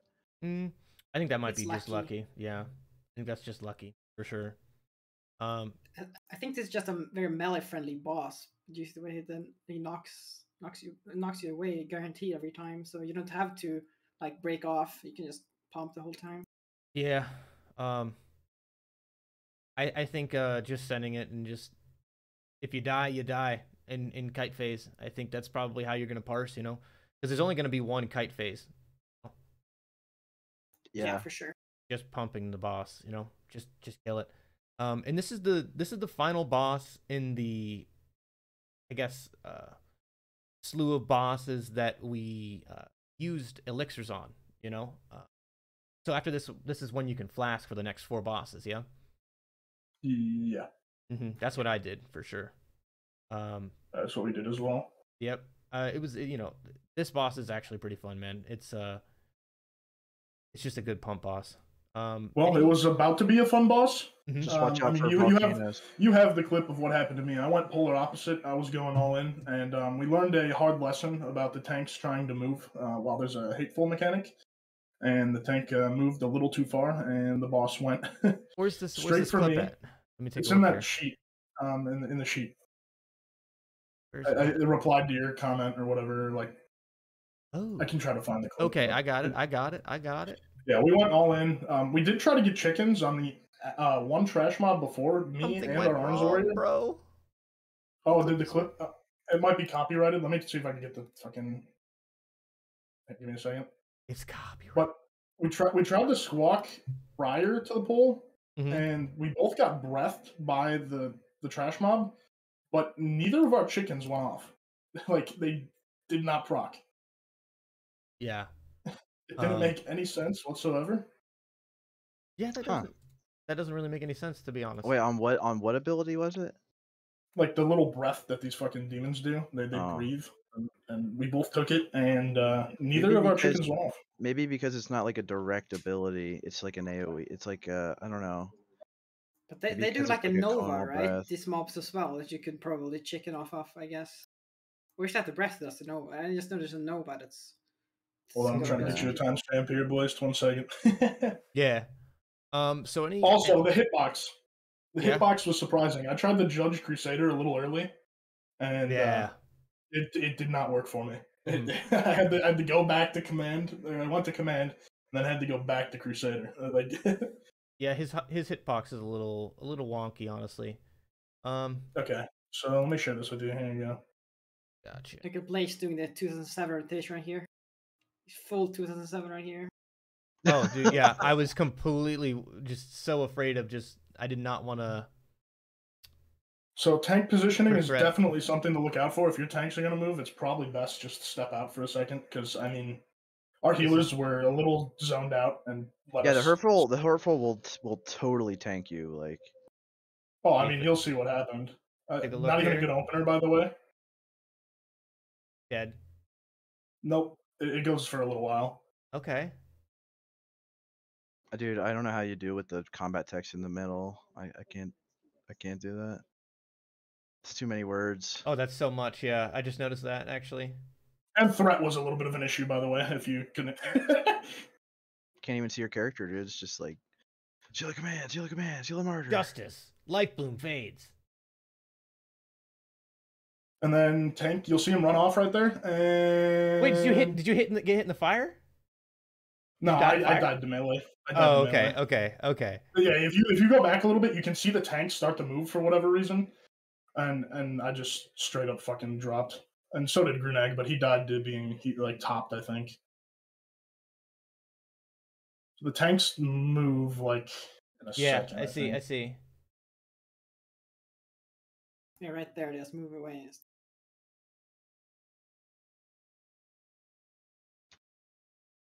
You're saying the tanks need to stay still? I mean, it's ideal. I don't know what their reasoning was for moving. I mean, the fire. Did they get fired here? Because it stopped the turn and then was away from the tanks. Yeah, they got fired and then it went straight to me on top of threat because the tanks moved. So this is a definitely watch your threat fight for sure, because you can get owned. It's kind of like Bloodboil, yeah. Yeah, a little bit. It's a little different. I mean, the healing is a little bit of an issue. I think our healers fell asleep. Everyone was pretty much topped the whole time too. Well, I mean, at least you guys killed it, yeah. And I'm pretty sure Grunag just got B-res in fire if you missed that. That's a good little funny part to look at. So, we move on to the loot pinata. That is Shade of Akama. Serve, thoughts on this fight? Okay, so ultimate gamer strat is to take a Battle Lord from the last trash pack and set him right in the center of all the ads, and then your warlocks can seed off of it. And then you want to have 5-piece tier 2, which makes their Arcane Explosion way bigger. And if they spam jump while they press Arcane Explosion, they can hit all of the ads at the same time. You just AoE them down. And then the melee will spread out, and you'll have like all the melee on different ads. So they all die at the same time, and they're all AoE down, basically. That'll give you the fastest ad kill. Ads kill. And then once, then you just wait for Shade to come out, and you go full nuke on him. You can bring in like some stuff to cleave, but it doesn't count, so it doesn't really matter. Doesn't your parse. I'm a little shocked that you took from that. I sent that to you a while ago. The 5-piece tier 2.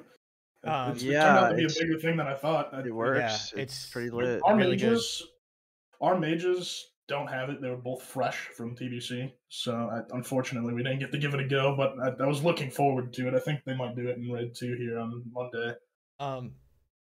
Also, I'm pretty certain that, and I can be corrected if I'm wrong, I'm pretty certain that the damage only counts on Warcraft logs to Shade of Akama, the Channelers, and the Sorcerers. No other mobs count towards the damage. So if you're trying to pull a personally... sorcerer in. Yeah, if you're trying to personally parse and you're hitting like an elementalist or something like that, you're registering as 0 damage, right? It's not really that much. So you definitely want to make sure you're hitting the mobs that are, you know, connected to the actual boss. Another thing is that the boss fight is so short that on Bloodlust uptime, you need to pre-lust. You need to pre-lust as soon, like before the boss comes out, or you're going to be wasting uptime on lust. So you're saying you think the boss you should be lusting here? Yeah, I should be lusting here. You lust before you can even. No. You lust to when Shade's about to come out, like when he's about to hit, you know, whatever is. I mean, maybe it is better to do it here, but it might be better to do it here. Yeah, I think it's better to do it here for sure. But you know, you can instead, like, if you're gonna lust on Akama himself, you need to do it before he becomes targetable. I'm just gonna throw something out here. Mm-hmm. What about spell power gear on the channelers and just? I don't think Consecrate will reach from the middle. I don't think it will reach all the mobs. It would be cool if it did, but it's. I mean, it's similar to Arcane It's similar to Arcane Explosion, and they can only hit with 5-piece tier 2. So I don't think we're gonna have the range for it. We still do a decent amount of damage on the actual Shade, you know. So I don't know if spell power would be, you know, there is that's kind of like half the fight. You know? Mean, for us, we're gonna do way less damage if we don't lust on Shade himself, because it's gonna, like, our uptime's gonna be wasted on these channelers that are not fully debuffed. Let's take a look how much time is wasted on this lust. Like, no, I mean, like, if your guild lusts to AoE these down. Sorry, my dog's barking in the background. I really apologize for that, but hope it's not too loud. But anyway, if you lust on these ads and you AoE them down, you might get more damage out of your locks and mages, but you're scuffing your own parse. Mm-hmm. Yeah, that was 20 seconds of lust wasted right there. Yeah. So, like, what I would do if you care about parsing as a ret, what you want to do is have your guild lust like right before Shade of Akama becomes targetable, so that you have it for the entire duration that he's up. He's only up 25 seconds or something. So I actually think every second you don't have lust at the start of the fight is a second that you just lose. I think lusting about here would probably be good. Once the defenders come out to be seated off of, I think that's when you definitely want to make sure that you have lust up right here. What if you just lust casters here and then lust melee on Shade? That's a possibility, actually, because I definitely think melee's damage is better on Shade. Yeah, for sure. Especially because, like, I think warriors probably pop wreck there. You know, maybe. It seems like I'd go for a parse. I mean, if they're trying to parse, but like, I don't know if warriors would really wreck. I would rather wreck on Teron, personally. That's just me. It just depends on the week, but yeah, it depends. I feel like it doesn't need to be uniform, but I feel like just splitting the melee and having them, you know, like go around counterclockwise one group and clockwise the other. Probably your best bet. Saving lust for the end, like probably pop it like a little bit before this. Yeah. Probably your best idea, but I mean, let's be honest, all of us have like at a bare minimum 5 shamans. So there's going to be a week where you're taking a healer's lust. Like, what are the healers really doing here? Yeah. I mean, you're going to get that second lust. Wait, are you lusting healers? Yeah, that's what I was going to ask. Oh, I never get second lusts. Damn. I'm not getting a second lust, but we definitely lusted towards the end. We didn't lust early. Yeah. I think early lust is the way to go in this fight, and I think it's probably the most straightforward fight of them all. What do you guys think? Early lust for us? On like on the ads? No, I'm with Serve here. No. Just a strategy. Just like in terms of the boss dying as quickly as possible. I think everybody but melee should lust on the channelers, except for maybe hunters. Hunters might want to lust on Akama. Because they don't really have cleave, you know? Yeah, they do kind of own. Yeah, maybe. I don't know. It just the problem is you're wasting a good 20 seconds of that. There is value that is on the table that's just being wasted. I mean, maybe even casters don't want to lust on. I mean, no matter what, you're wasting like 15 seconds or 10, 15, 20 seconds because Akama's going to die in like 25 seconds. Yeah. So no matter what, some of it's going to get wasted, but I mean, maybe the mages probably want to last for their parts here, I guess. Yeah. But that's probably it. That's if they have, tier 2 5 set, Oh yeah. I guess you can just try both Casters can try both and see what's better for them. But I think, melee and hunters are going to want to lust on Akama for sure. So moving on to Teron. MX, what do you think about this boss? Do you think it's a pretty straightforward boss? I mean, I didn't need to dispel on this one. If I needed to dispel, I would have, but I felt like when my healers were perfectly fine and the incinerates weren't doing that much damage that I needed to be right up on the dispel. What do you think, MX? I mean, I didn't have to do anything either. The dispel doesn't apply to me currently. I haven't seen it yet, so I don't know how much I'm gonna have to worry about it in the future. But like, this fight is a fucking joke. Like, you don't. It dies so fast. And at the same time, I also proc Seal of Command, I think, once this whole fight. So I have a hard time looking at you twisting on this because it was the worst part of my night. My question for both, I guess, Facemask and MX, since you guys are Alliance players, is this the Holy Mightstone boss? Either this or Rage, honestly. But I was thinking if you can pump Rage, but I guess both of these are RNG. If you get the Shadow here or the Tomb on Rage, it's done, right? So, so I guess you can pick this one or Rage for the Mightstone. What about you, MX? Do you have your Holy Mightstone still? I do not have one. I think the chance that you get screwed by RNG is high. So I think you just pop it on. Yeah. Teron. I mean, it's like cool to have, but it's not something I'm really concerned with. I think I'll probably just get griefed anyway once I pop it, and I'll get like, I mean, you'll see the clips eventually. If you really wanna go for it, you could use Light of a Loon and Milestone at the same time. To Light of a Loon the Shadow to be sure to not get the Shadow. If anyone has I don't know if you can do that. Can you? If anyone has Light of a Loon and Milestone, you can pre-bubble it. Like if you cast on you bubble. Yeah, you can pre-vanish, pre-feign, pre-bubble. That's for sure. So if you won't have unless he does it before you lust. You'll be forbearance. So. But this fight is honestly, I think, the Zerg fight of the tier. I mean, you're just gonna go in here and just absolutely monkeys drawn, just fucking slamming on the keyboard, just killing the boss. Honestly, regarding the spells, I was here in my Shadow Priest, and we had one priest with the spell, and I didn't dispel. We didn't even dispel anything. Like we had 0 dispels in the fight. There was no problems whatsoever. Yeah, I mean it's honestly, in comparison to a buffed private server, it's quite different. It's quite a different lifestyle, honestly.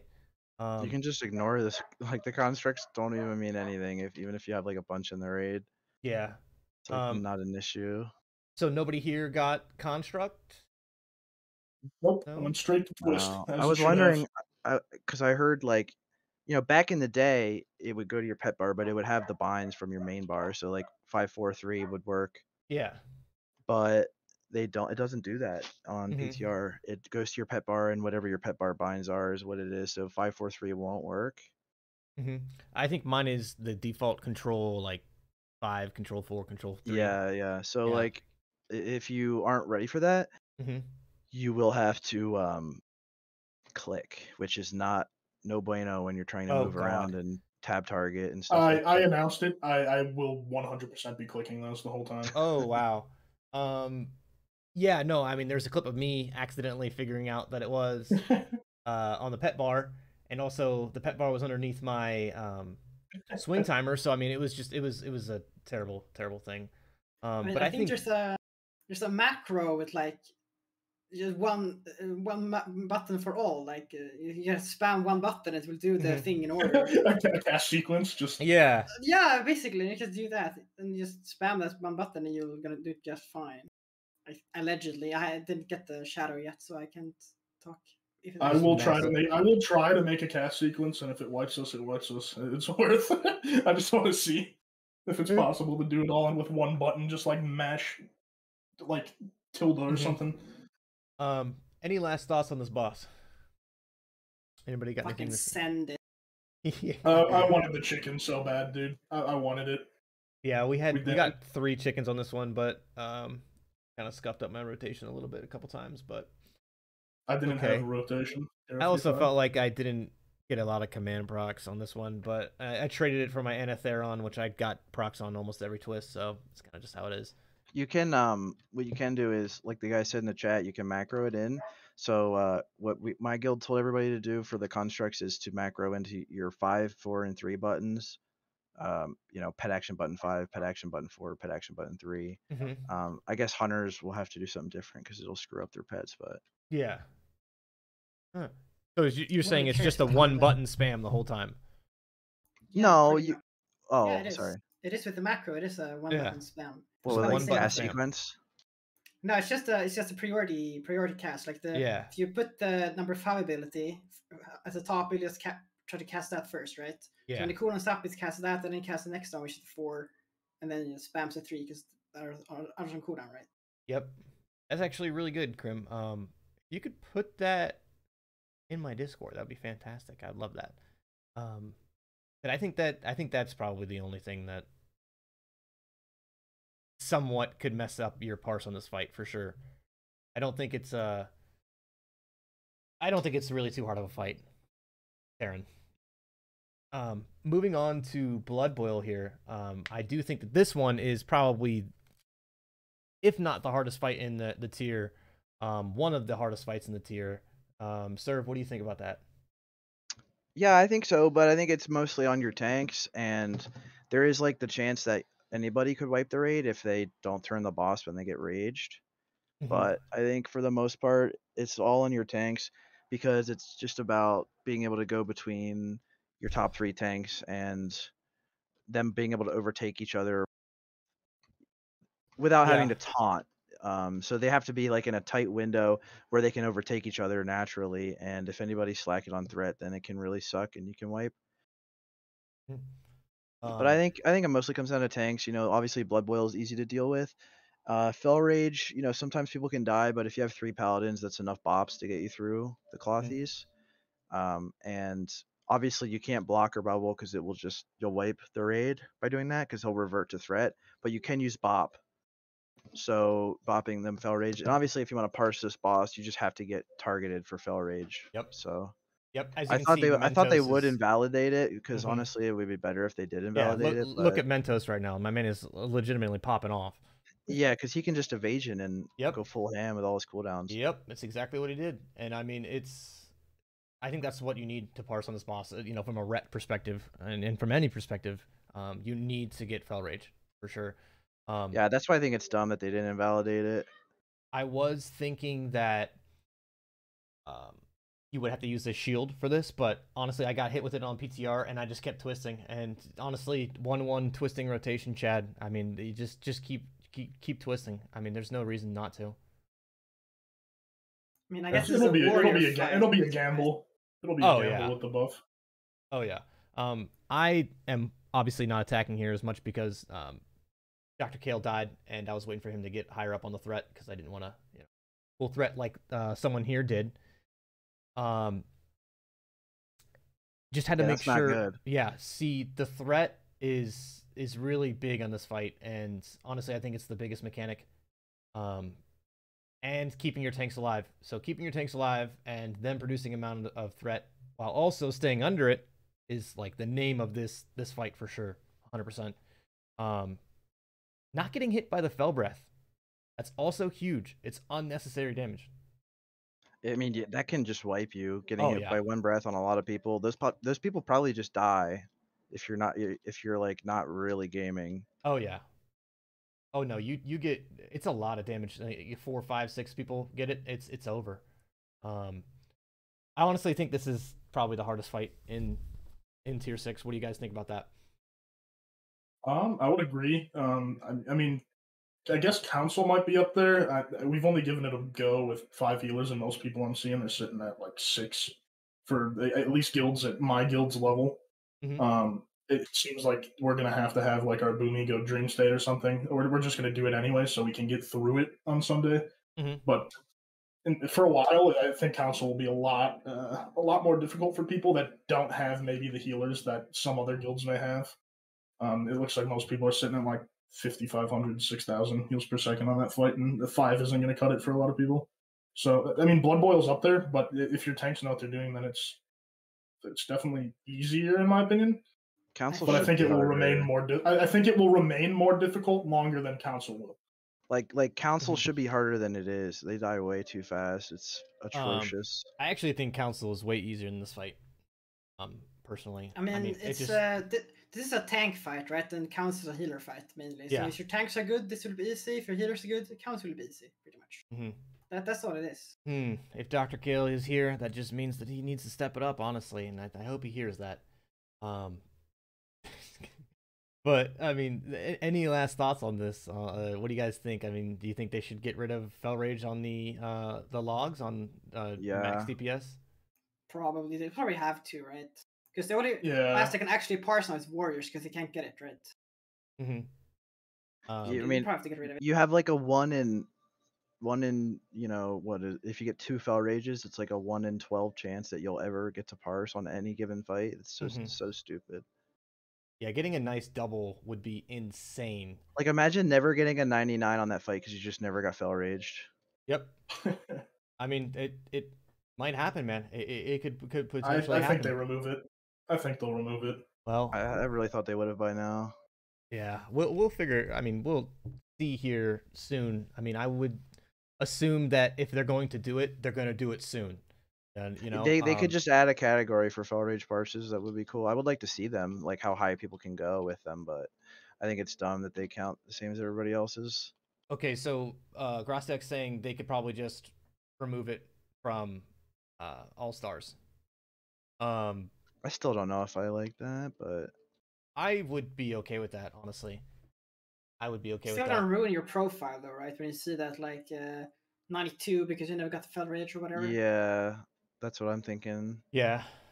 No, I mean that's probably what it is. So yeah, I kind of agree with you guys. I hope they do invalidate it, but even if they do invalidate it, I still want to get Felrage. I still want to do a bunch of damage. I think it would be awesome. Yeah, for sure. So moving on to the boss that everybody here as a Ret Paladin wants to be doing and wants to be killing weekly. Let's give the honors of MX. MX, how did you feel about this fight, seeing as you were a lucky week 1 torch owner? It's a pretty fun fight. I mean, it's pretty straightforward. I did ask Elvina before I pulled if I should try to axe myself in phase 2. And that is what I did. I died twice. But but pretty much it's a straightforward fight. Nothing too much to worry about. I don't even know what to really express. We had one wipe, I think, just due to people not being prepared for the fight. There's I'm trying to think like anything that really stood out that made the fight hard. Yeah, there's not really anything. I guess just like me, the first time I died, I didn't run out on melee, and I wasn't prepared for that, so it went straight to me. You're like too far in. I was too far in, yeah. Just spread out on phase 1, and that's about it. That's the only thing that's really hard for melee, right? If you're trying to actually pump. Yep. And Graciak is posting about it, and that's what I wanted to talk about. Is the cooldown usage is I used wings here in phase 1. If you use wings in phase 1, it's gonna be up for phase 3 for when you do it. Yeah, and he has no armor in phase 1 too. From my kill time here, I could also have used Haste Pot and Trinket in phase 2, and it would have been up again.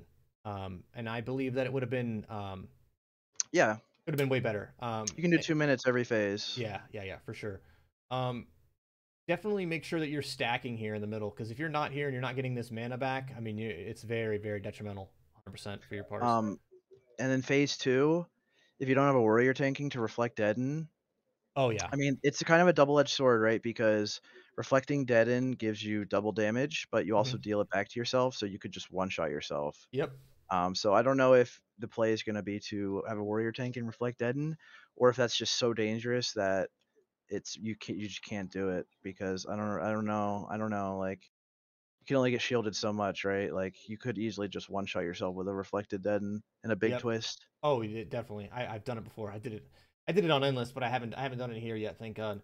Yeah, so I don't know. Maybe. Like in phase 2, like even if you don't reflect that, and it's fine to twist, right? Because in my Shadow Priest, I was too scared to like Shadow Death in case I might have killed myself. Right? But with the Wrath Pal, it should be different because it's not that much. It's not like a Blue Beam Nether Spike kind of thing, right? You won't one shot yourself without a dead and reflect. Okay. You can really get yourself low if the healers aren't really pumping, but you won't ever one shot yourself without a dead and reflect. Yeah. Just send it with wings then, I suppose. Yeah. Yeah, I think most sense.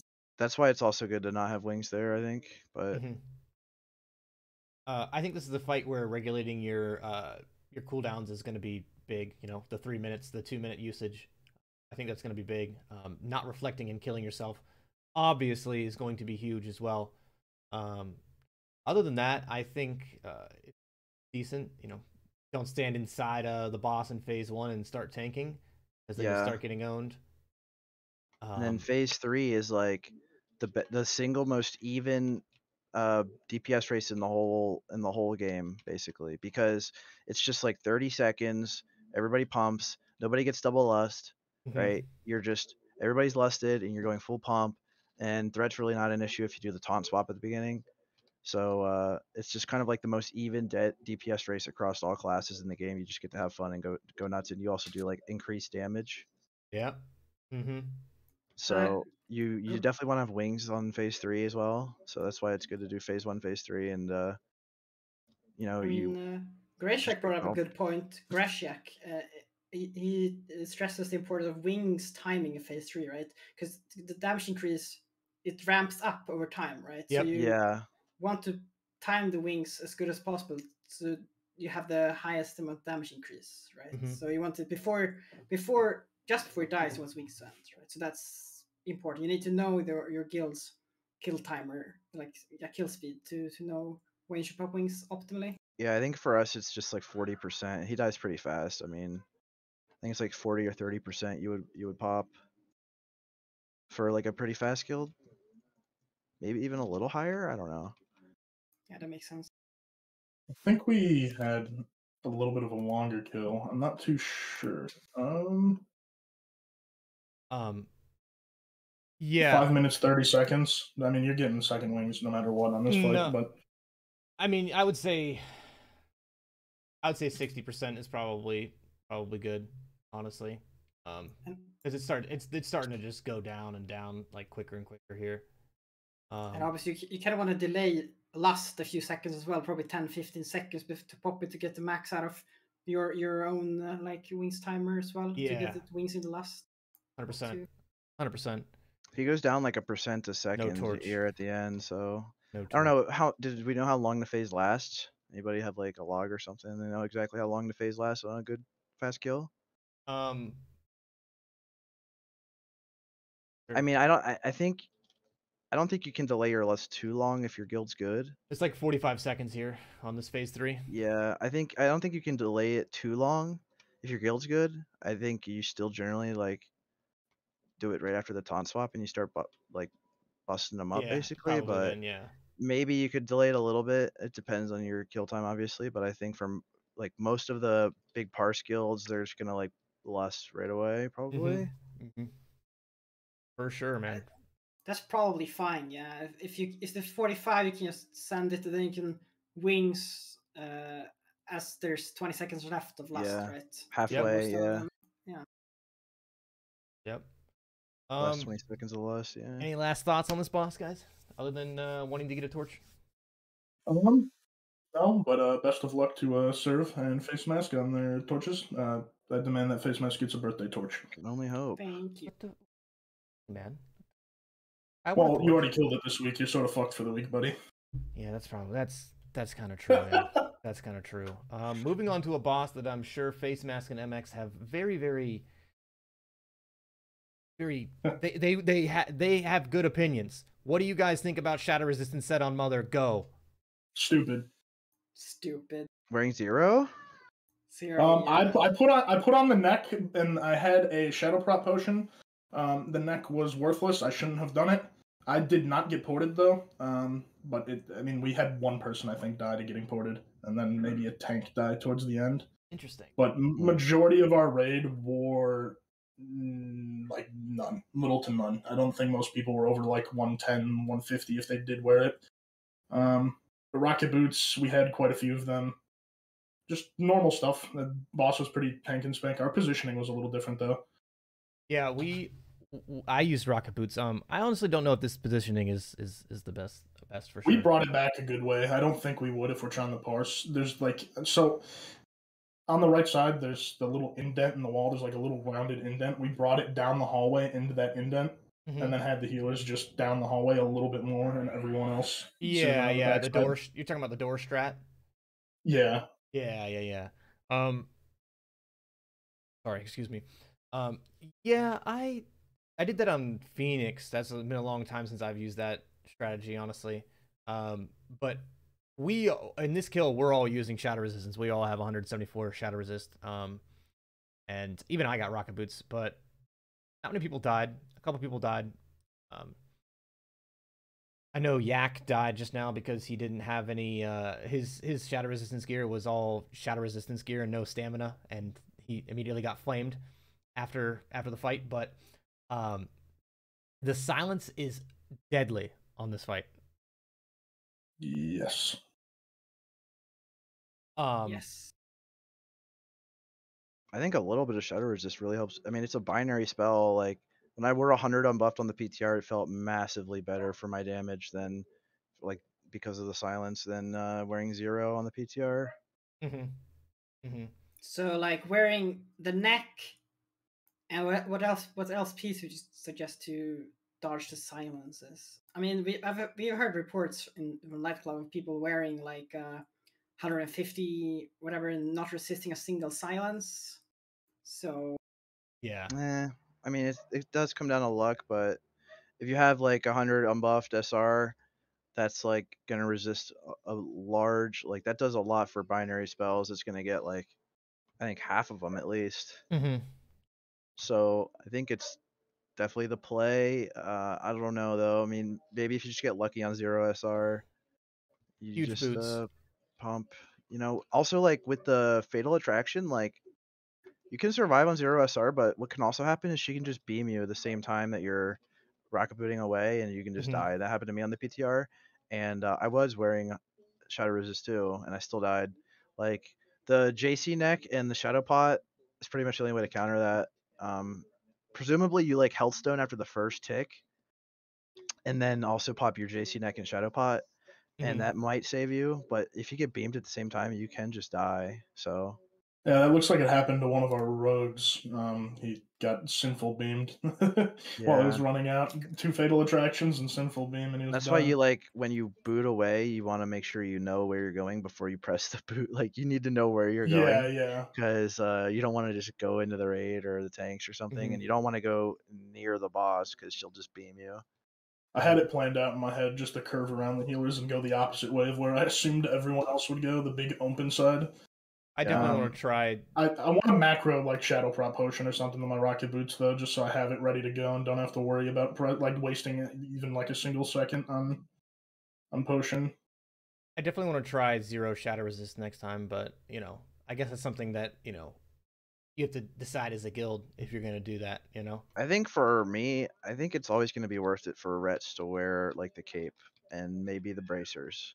I think it's just always going to be worth it to do that for the silence. I mean, I could be wrong, and it could be better to just go 0 and just do more damage when you are silenced. But I think that's gonna be, obviously like that's some deep math to confirm it one way or the other. So I guess we'll see. I mean, it's the theme of this tier, right? It's just RNG mechanics that will fuck you over. Right? Yeah, but you're not really gonna resist it if you have no SR. So. But if you wear 150 SR and then never get the fatal attraction, like then you don't resist a single silence, like then you waste the 150 SR you didn't need basically. It's true, but if you have if you go 0 SR and you only have the 70 from Priest, you're pretty much never going to resist it. So you're kind of like, I mean, it's more consistent, yeah, but it's also like you could just get screwed by the silence. I don't know. I don't know one way or If the we're other. I haven't going, done if any we're like going, deep math into it, but if we're going for strictly parses, I guess you take the gamble, right? Casino class, so we all know how that goes. But like, yeah, I mean, resisting the silence for like just your average like 99, like trying to do well. I mean, it would probably be ideal to have at least a little bit to try and resist silences. the cloak is really not a big sacrifice to just put the cloak. No, it's not at all. That'll do a lot for you too. Yeah. So moving on, I see that Facemask is being called the raid, so I guess we'll just try and get through the last two bosses here. So moving on to Council. Serv, what do you think about this fight? I mean, I didn't have to dispel it all. I wasn't really worried about that at all. I think I'm gonna obviously put down more consecrates on this one. I didn't this time because I didn't want it to get mixed up. But that big ass consecration right across the screen. I mean, if my tank doesn't have that, then that's his fault, honestly, in my opinion. Yeah, obviously you want to cleave the priest. I've seen a lot of guilds play it the safe way and not cleave the priest, and I think that's just a mistake. Yeah, it's free damage. Yeah, it's a huge mistake. Cleaving here is absolutely big. It's something that I think everybody needs to be doing. Facemask, MX, what do you guys think? You're right. Let Facemask go first.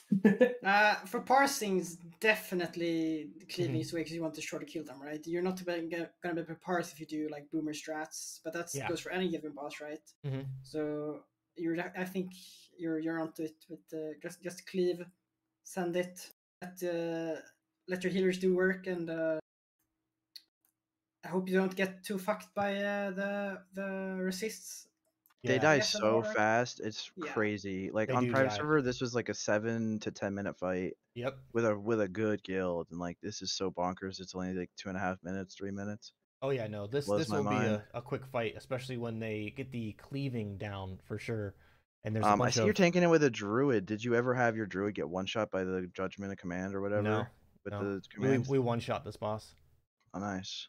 Yeah. Because I did see a lot of like super geared druid tanks just get wrecked by not being able to reflect the judgment of blood or whatever. No, we just killed the boss. Honestly, just stacked him up and killed the boss. And we had a rogue with gloves just sitting on. Yeah, I don't think that's good for the parse. No, I don't know if that's good for the parse. Because you want them exposing armor, and they do no damage when they do that shit. I mean, it's handy. You were thinking putting the rogue in there? I was thinking of not. I mean, the rogues do a lot of damage on this fight because they get to blade flurry everything. I'm serious. Like they do a lot of damage on this fight. I'm actually with Serve here. They can blade flurry and pump. So I'm a rogue denier. I'm a rogue hater. I have two of them, so I want them to pump. I mean, yeah, you can just put like a prot warrior on the priest and do all the melee interrupts. But if you're cleaving the priest anyway, like, do you really need a rogue? Like, just have your melee are already cleaving, so you can just swap and kick whenever you need to. Right? Yeah. I mean, we even got a madness on this pull. I think it was really good. Nice. So, I mean, does anyone ever need a rogue? It's just sometimes it's good to have one, but you can do without one 100% of the time. You don't. Pro tip, you don't. Oh my god, Kitty Exorcism with the 5 tier 1 subs, bro. This guy's damn, hell yeah. This guy's a legend. Absolute legend. So moving on to the final boss in the tier. I have to say that this is a very fun fight, but I gotta say, not having any demon phase is kind of like no lock tanking phase. Every single time I've done this fight, there's been a lock tanking phase. It's not a thing in Classic. It's not existent. It's not a thing. It's not a thing. Sad. It's sad that it's not a thing. Like, that's one of the cooler parts of the fight, and it's actually like at least a little bit difficult for a shitty guild. But having said that, it actually is really good for us then, because if we have that lock tank fight, our melee uptime just gets completely slaughtered. You know what I'm saying? Yeah, for sure. Like we are we're definitely in a better location for melee DPS and rets in general, completely skipping that, you know? But I think you can, if we're doing that burst phase, you pop your cooldowns here in this phase, you get through the second phase, and then you pop them again on the Bloodlust in the third phase in order to push them down. I think it's sad. I think it's so sad you don't get to see a demon phase. I mean, obviously you parse higher, but it's disappointing, man. Yeah. I mean, it's more fun as a melee, right? Because you can actually hit the boss more, right? Yes. Like bigger percentage of the time. So I mean, from that perspective, like skipping it is a good thing. But I mean, if you obviously want to see the whole fight for real, like it was designed, then yeah, I guess it's not ideal to have one phase being skipped. Yeah, I think for us it's actually best case scenario, straight up. I think it's how we're just gonna do the most damage, straight up. I mean, early on parsing, like I don't know how early I'll try to push anything, but like this phase, it will 100% be the most important for parsing. 100%. I think your decision making and how your tank, deals with this phase is gonna fully affect everyone else and how they can, manage to get through it. Big example right now is if the tank could bring it over to the other side of the blue so that the melee could get on, and except for that eye beam just came down. But right now we can't attack him, so we're losing not only our damage, but the raid is losing raid damage. So it is you are raising a very good point, MX. This phase is very key. Yes. Like pushing, last phase and first phase is cool, but this is going to be very important. When this happens, you can actually, if you don't have forbearance, you can actually bubble and go through all the fire and go melee the fire. I used to do that on my rogue when the flames would be stuck on the other side of the eye beam or the fire. I would cloak and sprint through and had no issue hitting the flames. So you can actually do that if you're a gamer, but you need to be very, very careful because you can get stuck out there and it can get dangerous. So you need to make sure that the flames are going to die within a relatively short amount of time. Yep, for sure. Absolutely, man. I mean, this fight, the good, is it low armor? I can't remember if he's low armor. No, he's 7,700. Yeah, he's high. It's a good demon slaying fight. I mean, it's just a good pump fight, especially if you're skipping out of the demon phase. And I think maximizing your damage in phase 2 is what's gonna actually be the most bang for your buck. I mean, phase 1, phase 3, bursting. I mean, that's easy. Maximizing your damage there, not getting hit by the flames, not dying. That's gonna be the hard part for sure. When do we wings? Phase 1, phase 3. Phase 1 and 3, yeah. Phase 1 and 3 for sure.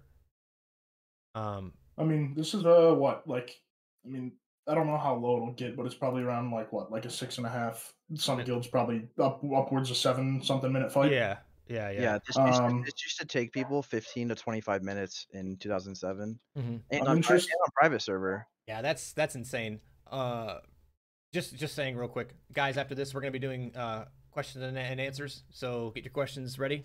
But yeah, this fight I think is gonna go down to probably like 4 minutes, man. I would not be surprised. Oh yeah.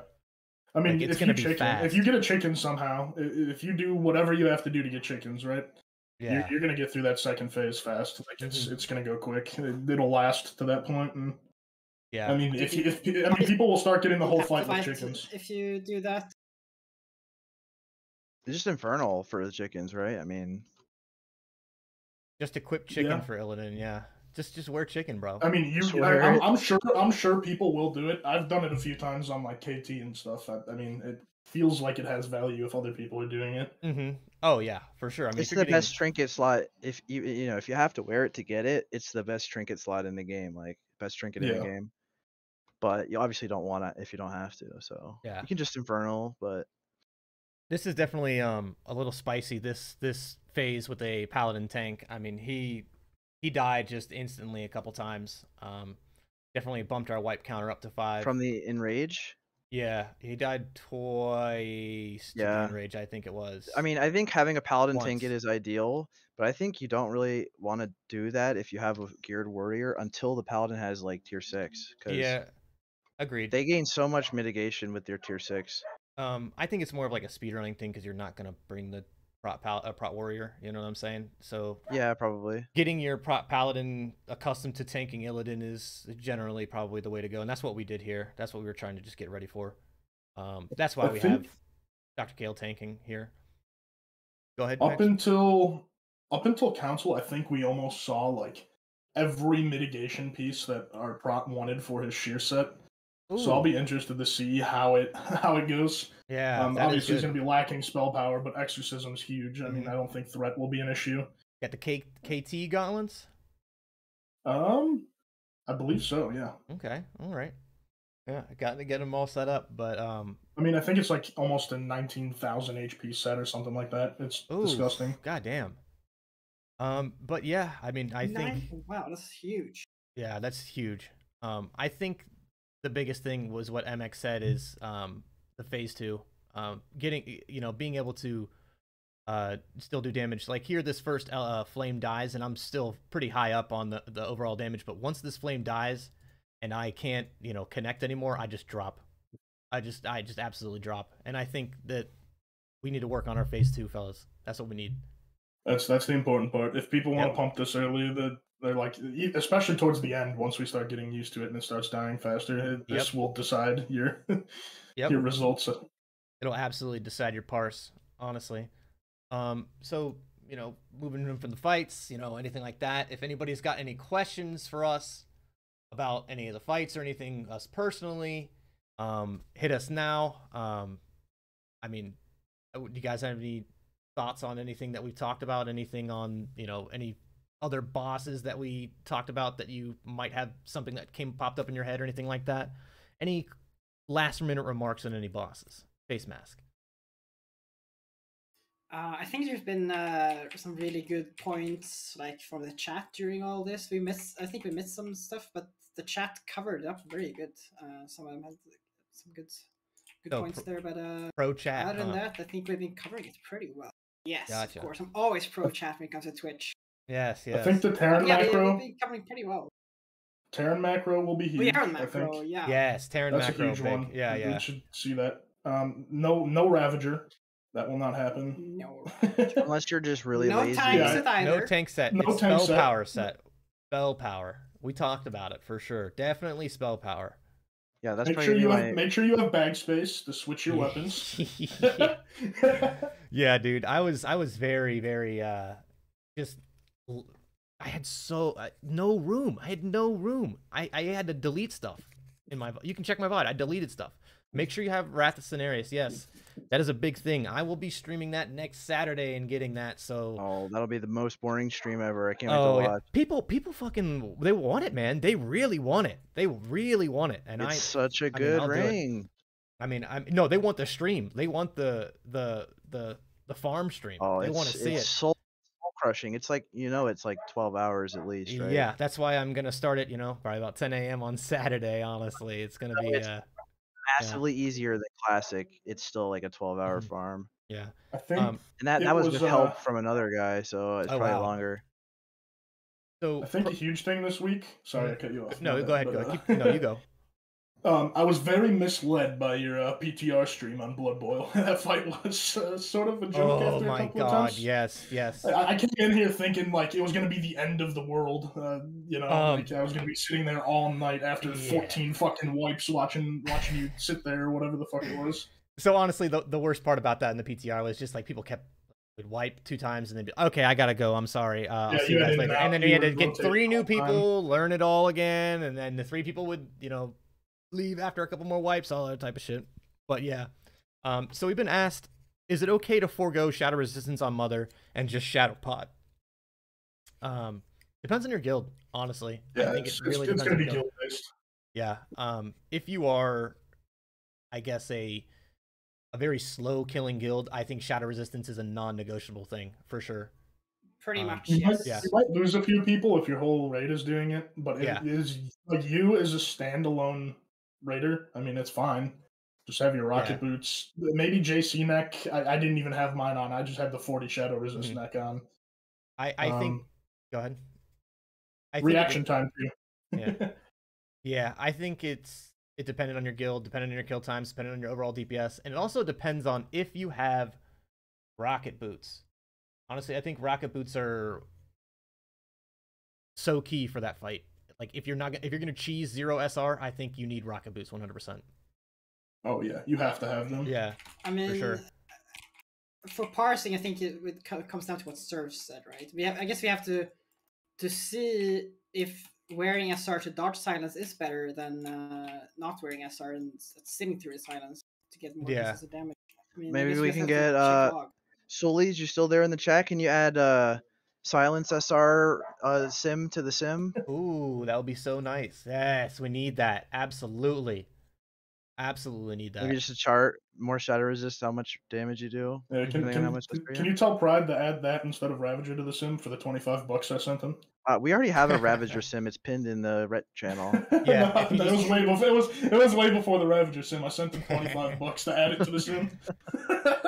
Any Ravager shields out there? Go check pins in Red Channel Nightclub to see how much damage you do with the Ravager, and then you can come back and see how much you do with SP, and you'll switch. One thing I wanted to ask you guys about SP set is so this is a Q&A coming from me, but there's a Libram of racking, and it's Holy Wrath increased by 120 for each hit. So do you think it's worth it to swap off the Consecrate just for that cast and then swap back on the Consecrate Libram, or do you think you lose too much damage? Nah, I think it's worth, actually. I think it's worth it. It's just it would be a lot of sweat to try and put that into the rotation. You know what I'm saying? Because like you're trying to Consecrate, trying to have Vengeance up, you're trying to have your explosives, you're trying to have your wings, you're trying to have Destruction Pot, trying to have Exorcism and Judgment on cooldown, you know, that type of stuff. So you're not gonna have. It's gonna be like a really quick swap in Exorcism and then swap back to Consecrate. I mean, it's gonna be really dicey, for sure. If you can incorporate it in the whole like gear swapping rotation shenanigans, then by all means do it. But in reality, I think it's gonna be hard to pull off, as you said, Blaze. I think it would just be very hard because you know you're consecrating and then you're obviously casting a Holy Wrath in that Consecrate. So in that Consecrate, you have to have Judgment down, you have to have Exorcism down, you have to be able to swap to the lead room, put on cast Holy Wrath, swap back to Consecrate, and then Consecrate again. You know what I'm saying? So yeah, it would be kind of a lot to do for sure. I think what you do is you Consecrate first, you pop wings and you Fell Iron Bomb, and then you wait until you Consecrate a second time, and then you swap immediately Holy Wrath. That way you have this buffer time between, because you just consecrated. Yeah. So you have this buffer time before you have to consecrate again, and you do big Holy Wrath with full Vengeance, and then swap back. Yeah, absolutely. Yeah, I think you definitely prioritize whatever you do. You definitely prioritize the bomb or sapper immediately. Obviously sapper better, but so expensive to use those on every fucking twice a boss. I'm trash. using it. I'm using it on trash, man. I use Goblin Sapper, I use Sapper them a lot. on trash. Yeah, just. I mean, if you don't use Sapper, why do you have an SP set? Like you're sweating with this SP set, so you might as well sweat with like Sappers. It's a lot of money. Dude, just send it, man. Just send it. I know a guy. I don't swipe. Just send it, honestly. So I guess closing remarks here from the two guests, Facemask. Any closing remarks? Where do we find you? Where do we watch you? Are you streaming? Any I do. I do stream sometimes. I might pick it up more in BT. I don't stream as often as I like to, I guess, but it's twitch.tv/it's Jojo, to be honest, TBH. And I might stream GDKP on my priest or just Red Pally own in Karma, my boys. And so I'm gonna take the opportunity to shout out my boys in Karma. Thank you for letting me be on the ride and own with you. It's been a blast so far. MX, what about you, my man? So I stream somewhat frequently. Shout out Gruneg. And I stream like maybe raid once a week, twice a week, maybe some other content here and there. Twitch.tv/Mxtricide. Pretty basic, just my name, easy. You don't have to follow me, but it's nice to see people in chat every once in a while. It was honestly great having both of you on here and talking about a little bit of a tier 6 parsing. Serve, any thoughts? Any last thoughts? Just thanks to you guys for coming on the show, and I think T6 is pretty straightforward. It's less of it relies on cheesing stuff like FLK. You couldn't really parse unless your guild skipped all the ads, and like Vash, you couldn't parse if you're on Ellie duty. I think tier 6 is just like everyone can really parse if their guild's decent, and I think I don't think we'll be as bad as some people seem to think. in phase 3. I think we'll still do pretty good damage, so we'll see. Mm-hmm. Just gotta dodge the RNG in all the fights, and you're good to go, basically. Just an added element of RNG. I mean, we already did the casino class, right? So you just gotta get those command procs, you gotta get Wind Fury procs, you gotta dodge mechanics, and you'll be set for 99s. Yep, agreed. Well, wait. I have a quick suggestion. Okay. Reckoning spec on Mother. The beams proc Reckoning. No shot. I mean, no shot. Fucking shot, dude. If you can get the opportunity to go out and like actually, and then you can bubble probably. Then you can bubble during the rocket boots. You know, you can bubble and go back and hit the boss with bubble on. With that sacred duty, man. If you get the procs with the Reckoning, so your uptime is sick on Reckoning, it's gonna be pie DPS. And you can twist every auto as well. So yeah. Obviously 1-1. Huge, man. Can be huge. Absolutely. You'll have to put wisdom up, or else everyone will yell at you because it'll drop. Pressing 2 fillers in between every single auto. Oh man. Well, honestly, it's been a great one. I appreciate having you guys all here, and so for the next podcast, Serv, I think we're gonna do it in 3 weeks, guys. Is that correct, Serv? Yeah. I think we'll take a 3-week hiatus here. Yeah. Well. An extra week hiatus. So the next podcast we're going to be doing on February 19th. We'll figure out what we're going to be doing for that one. I kind of want to do loot prio, maybe something like that. We'll talk a little bit about it. But hang tight on that, guys, and we'll let you know. I was thinking a rec PvP episode would be really cool. Well, I think we could definitely do another PvP episode for sure. Because I'll have my shoulders by then, so. Hopefully. I want to show them off. Hey man, you can't be talking. You can't be talking too early, man. I have done it before. You don't want to be doing that for sure. That's just my advice, But yeah, I appreciate having you guys on here, and it's been great for sure. Thanks for having us. It's been great fun.